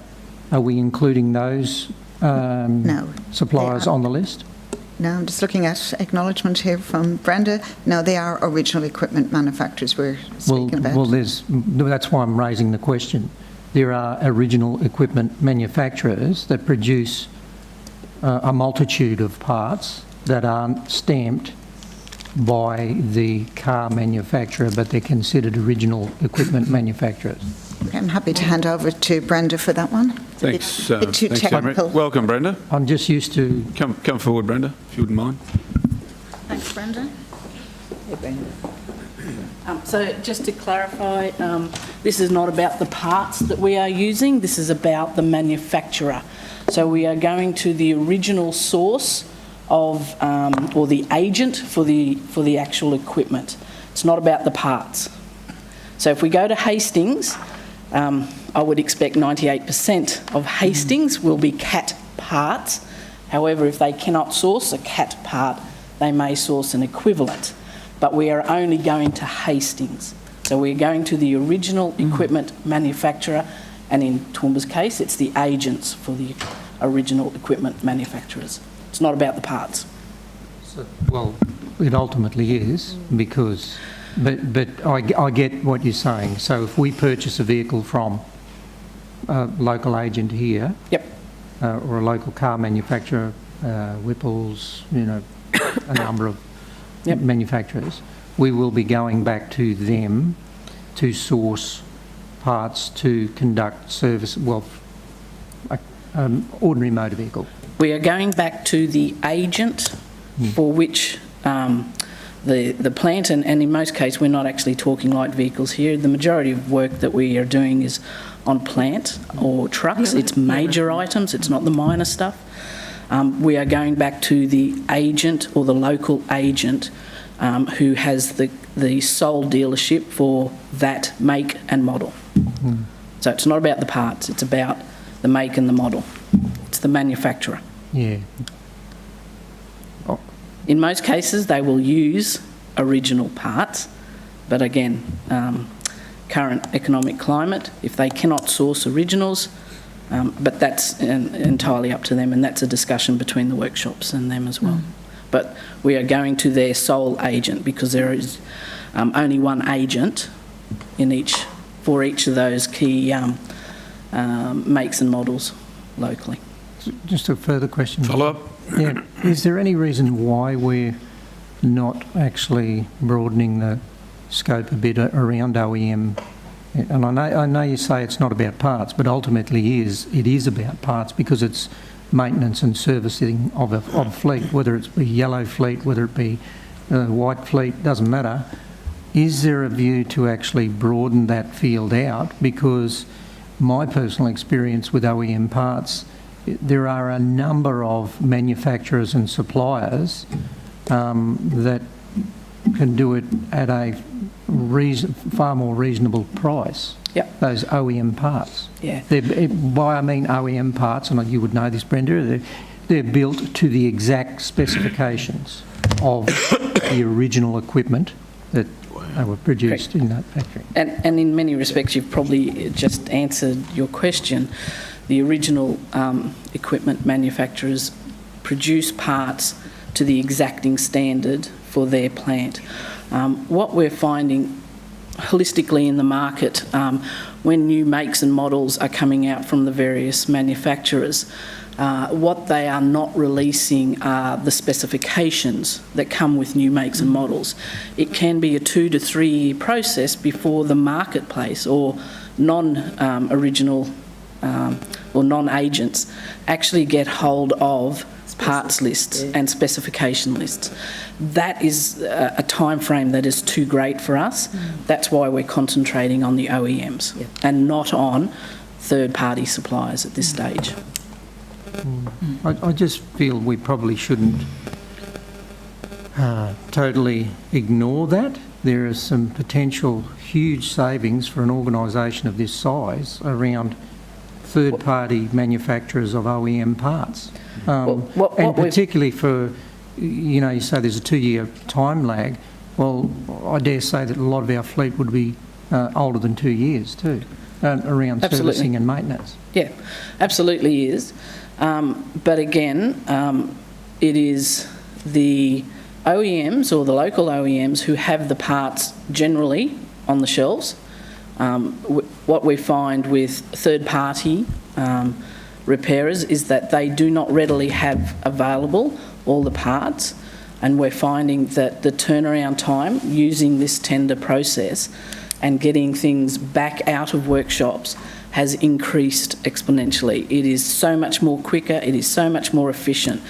And while we may not be saving a lot of money on the invoice that we are paying, we are saving a lot more money in downtime. That's where the major savings are coming from at this stage.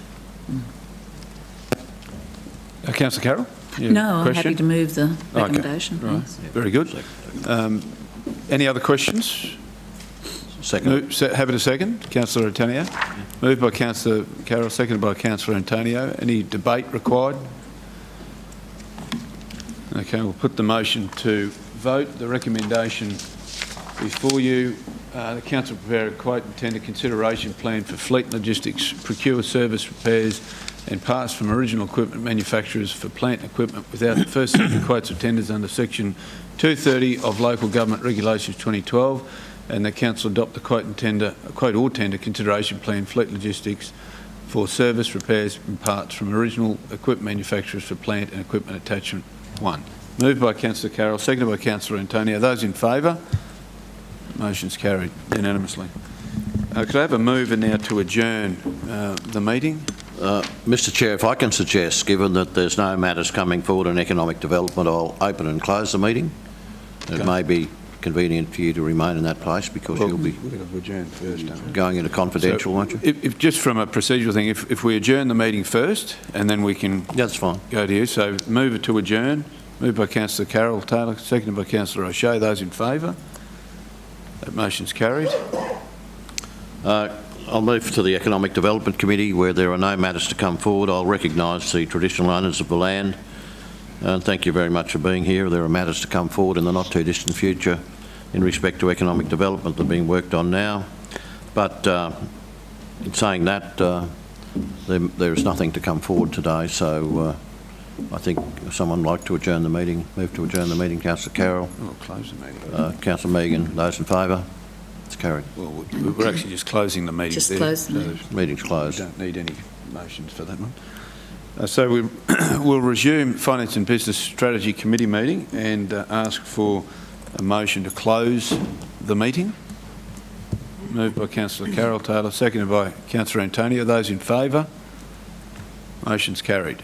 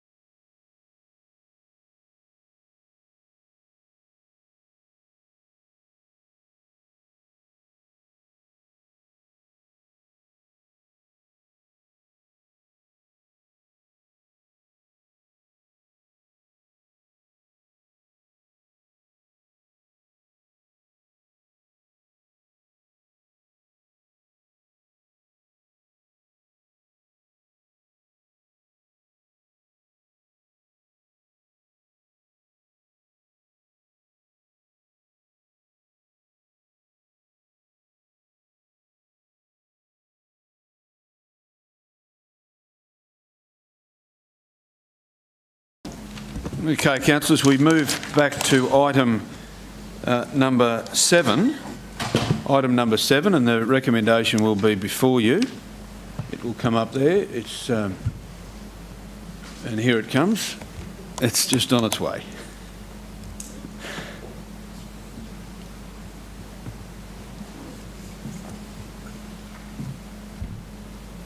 Okay, item number 7, that council approve, 1, establishing a new customer communication and engagement branch in the Finance and Business Strategy Group. 2, transferring the following sections and branches to the new customer communication and engagement branch. A, customer service operations. B, business improvement. C, customer experience. D, digital and creative services. E, media and strategic relations. And F, stakeholder engagement. And number 3, amending Toowoomba Regional Council's organisational structure to reflect the changes in recommendations 1 and 2. Do I have a mover of that motion? Moved by Councillor Carl, seconded by Councillor McMahon. Those in favour? Those against? Which next week we can do that if needed to. Councillor O'Shea. Item number 8. Councillors, we move to confidential John Darren Woolshed. A recommendation or committee recommendation for next Tuesday is number 1, that council accede to the request from the board of the John Darren Woolshed Pty Ltd to move to a non-operational mode. 2, that council advise the John Darren Woolshed board that council's preference for the way forward is for the John Darren Woolshed board to A, wind up John Darren Woolshed Pty Ltd as soon as possible, and B, and importantly, act as a strategic advisory group for the John Darren Woolshed facility. And 3, that the board of John Darren Woolshed Pty Ltd be requested to urgently advise council on A, whether it agrees to the proposed way forward, or B, of its recommendations for the time frame of winding up the John Darren Woolshed Pty Ltd should it agree to take such action. That's the recommendations of 3 there are. Moved by Councillor Vonhoff, seconded by Councillor Antonio. Those in favour? It's carried unanimously on this occasion. Thank you. Thanks, councillors. Thanks, Mr Mayor. Appreciate your interest, and that's it for today's Finance and Business Strategy Committee meeting. Thanks, CEO. Thanks, GM.